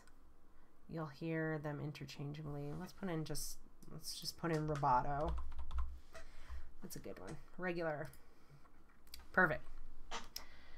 Make this a little smaller. Okay. Also, you notice it's a little bit hard to see there because my background is black. Your guys' layers won't be these colors. I have it custom made for me. But if you need to change, if you're having trouble seeing the outline or the frames essentially of the layer, let me redefine that. Not frames, but kind of like the framework or the like kind of like outline of it. It's not visible when you make the video, but you need to see it when you're working. You just see these little boxes next to your layers. You'll click on that and you can just select, you can select a different color. It will change your layer, and then it will also change these little box colors around here. You know, sometimes, especially like if you deal with color blindness or anything else like that, changing these and customizing them can be helpful. And it also helps when you want to color code layers, right? Like, so I want all of these, I want to be able to tell the difference between the green balls and the purple one. So I'm going to go over here, select all 3 layers, click on this little box, and I'm going to change it to green. And then you'll notice all of these change to green. It doesn't do anything to the animation. It doesn't do anything to the actual objects. It just helps. It's just an order. It's just like an organizational tool that you can use. Now let me just go ahead here, and I'm going to duplicate this and twice, and this one I'm going to move down below my second one, and then I'm going to change this to 12 FPS. And this one here, I'm going to move it below the third, and I'm going to name it or rename it 6 FPS. Okay. And then I'm going to take all of these, the positions of these, and I'm going to move them to their coordinated object. Let me make these a little bit smaller. Let's do like 60. That's good enough. Go up here, 60. Click the layer, 60. Those are font sizes. Okay, so this one's at 6 FPS. At the top here, this one's at 24 frames a second. And then the middle one is at 12 frames a second. Now when I play this back, you can notice a difference, right? It's not it's not as smooth on the 12 frames per second and the 6 frames per second. The 24 looks nice and smooth, right? It goes from one end to the other. They all start and stop at the same place. If I pause, if I hit space to stop playing, again, spaces to play and to stop playing. If I stop the animation and I move to the 0 on the timeline, they're all in the same spot. If I go to the 1 second on the timeline, they all end in the same spot. But how they get there is a little bit different. And you can see, like, if you were to go one at a time, so let me see if I can zoom in real well here. It won't show, it actually won't show down here because of it's an effect. But you can just see, you can see how chunky they look compared to each other. And like 6 FPS is like nothing you'll ever really use. I wouldn't even think like using like stop motion doesn't stop motion is just like from one image to another change to another change. And this is kind of similar, but it's not. It's just we will never use that. But you can really see how the frames per second, how many frames are in a second, affects the motion of your object when you're animating it. It just doesn't look great. And then above that, above the 30 frames a second or above 24 frames a second, I'm sorry, is just, it just starts to look not natural. it's not something that your eyes feel comfortable watching. And so that is why the standard frames per second or frame rate that we use in animation and film has always been 24. And then 12 for just hand-drawn animations, because it's easier to draw 12 frames than it is 24.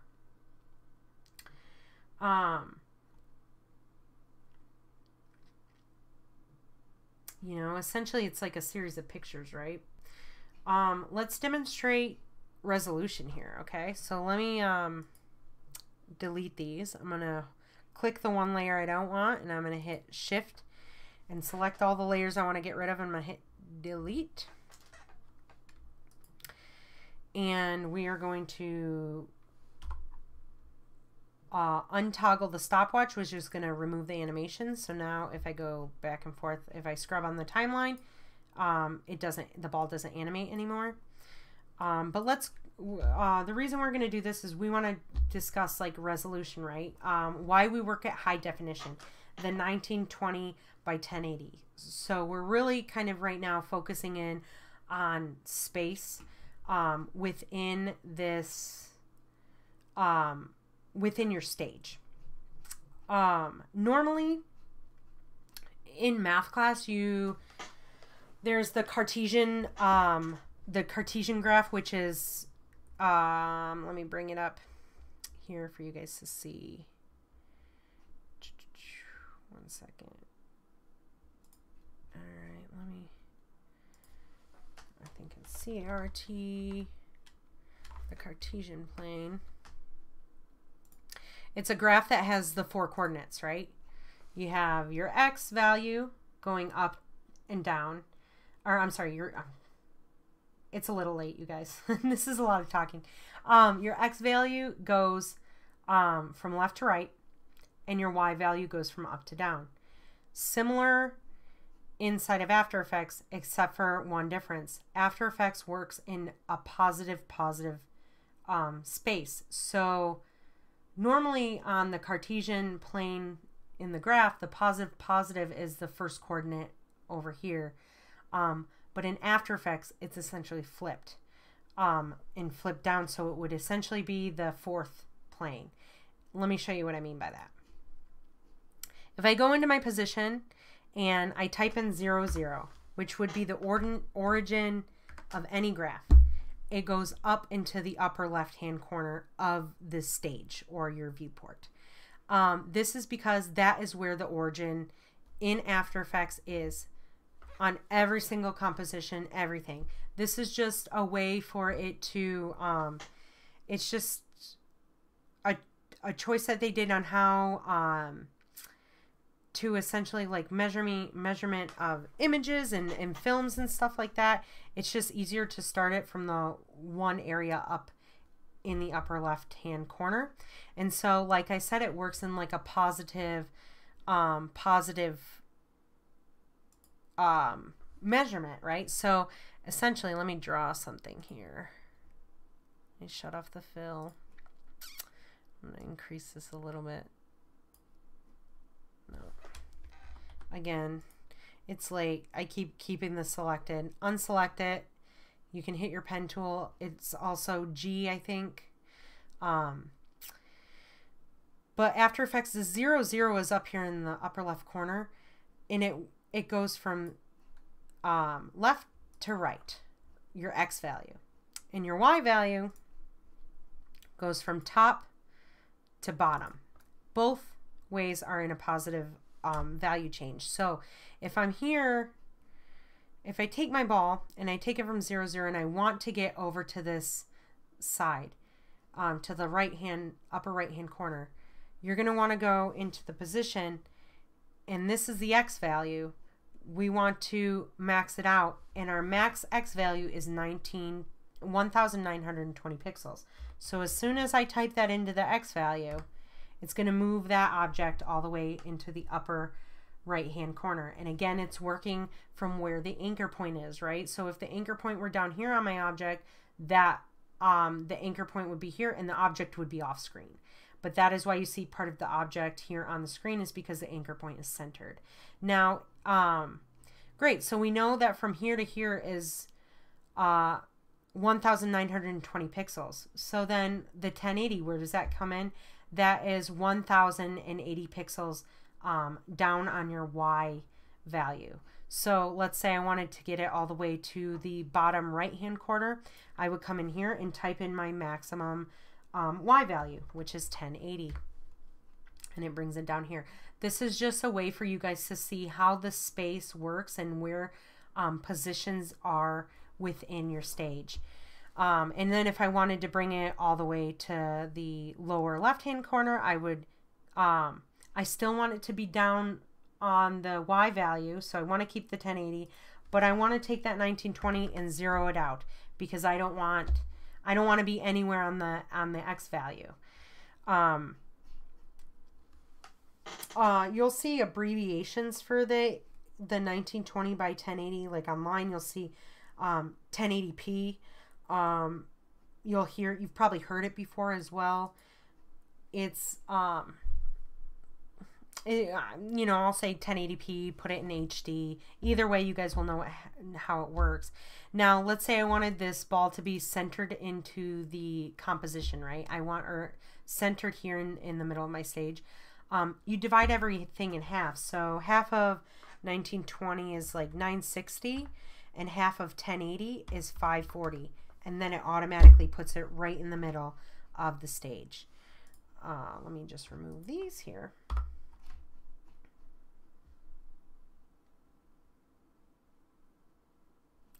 When we're working in 2D, it's the pixel is the smallest visual, like the smallest visual measurement that unit of space. It's the smallest unit of space that we're going to be working in.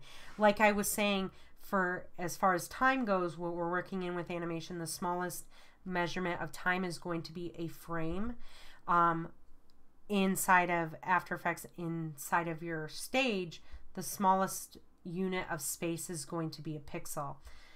You can't move in between pixels, just like you can't move in between frames. That's why there is no, the points here are getting very minute, but when you grab and drag it, it does not, it doesn't even change that. Like, you just should never really have a decimal on it. You can go in the negatives though, right? You can go on the negative side of the plane and end up off screen. So you can animate things from off screen onto the screen. Like if I were to toggle on my stopwatch here at 0 and then bring it to 1 and change the position to a positive value, let's say like positive 1200, it's going to bring it over there, and then it'll animate from off screen to on screen. Let me just clear that off. Let me see. It's a little bit confusing when it comes to kind of how the space works with the pixel measurements, with the origin starting here at 0, 0, and then your far X value being 1920, your lowest Y value being 1080. But this is, it applies to changing this as well, right? Like, so if we change the quality, let's say we wanted to go from high definition to ultra high definition or 4K, when you change those values in your composition setting to a 4K, let me see here.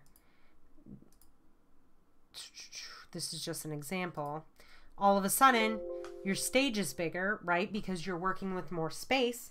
So then that is why my background was made for 1920 by 1080 space, but now it's too small to fit the area. And the stage gets bigger, right? But the same concept applies to how the space works within the stage, right? So the 0, 0 origin would always be here, and then your highest pixel amount of the X value would always be here, and the highest pixel amount of the Y value would always be towards the bottom. Now, if I wanted to animate this, like let's say I wanted to animate this from this corner of the screen to this corner of the screen, I could start at 0, 0, toggle the keyframe, or toggle the stopwatch, go to 1 second, and then I'm going to type in 1920 by 1080, and it'll bring it right down to the very bottom, and then all of a sudden we have a diagonal animation. Let's go back.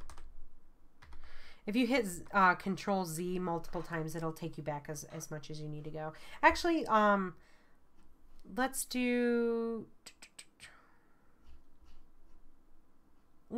keep that animation. Let's go back here and toggle on the stopwatch. I'm going to type in the values I want. 0 in the X, 0 in the Y. I'm going to go to the 1 second, and I'm going to type in 1920 by 1080. This will be the last thing I show you guys tonight. I know we're coming to a close, but you know, I wanted to get some of these things covered. I might have a little bit more later to talk about, but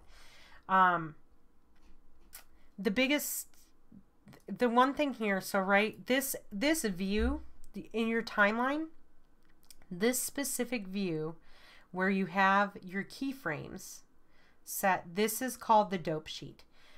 This is the same between Cinema 4D, in After Effects, and in Animate as well. Your dope sheet is just the view that you essentially are in within the timeline. Now, there's two different views you can be in. You can be in the dope sheet view, or if you go over here to this little button right now, this is called the graph editor view. As soon as I click that, this area changes. It is going to be counterintuitive to what you see in your stage. If you open it like this, this is the speed graph. We don't want to be in this, so you will, not at the moment. We want to right click and go to the value graph. And what you're going to notice, right, is that the value already looks, the value graph already looks opposite of what's happening here, right? We play this and the ball goes down, but in the graph, the lines go up. Let's talk about that a little bit. First of all, let's discuss, like, the obvious here, the color difference, right? It is across all animating in just kind of like 3D CAD type of work, that the colors of your coordinate lines are always the same. It translates from After Effects to Cinema 4D and so forth. X is always red, green is always Y, and blue is always your Z value. We will be working with the Z value more in Cinema 4D. Right now, what we see here is the red one, which is your X value, and the green line, which is your Y value. Like I said, the inversion, like this inversion is like, this is not what you see happening here in your viewport. The values of the numbers in the graph are, this is what makes this is why they look different, is because the 0, 0 in the graph starts at the bottom, and as you travel over time, this is always over time, right? As you go from left to right inside of the timeline. So as I go from 0 seconds to 1 second over here, the values, the actual coordinate values go up. So as I'm moving along, those coordinate values continue to go up. If I were to select this, this Y coordinate right here, and I were to move it up, you see how it moves the actual shape down. If I were to move this down, it'll move the shape up. So it's, like I said, it's a little counterintuitive here. It just takes a lot of working into both of these, which we will do to get used to it. But just know that even though the graph editor looks this way, right, it's not going to appear the same way in here. So if it were opposite, if the object was going from the upper right corner of the screen to the lower left corner of the screen, this would look opposite, right? It would, the time would start here, and I believe it would go down. I have to, like, now my brain is getting confused. I have to actually do it. Hold on. But yeah, the concept, you guys understand the concept, and you'll understand it more as you start working further into animating and seeing, you know, it'll just be kind of like a second nature thing. that you understand. I understand it's a little confusing. You guys can always ask me questions regarding it, but it's always going to be reversed in your graph editor view versus what you see up here in the viewport.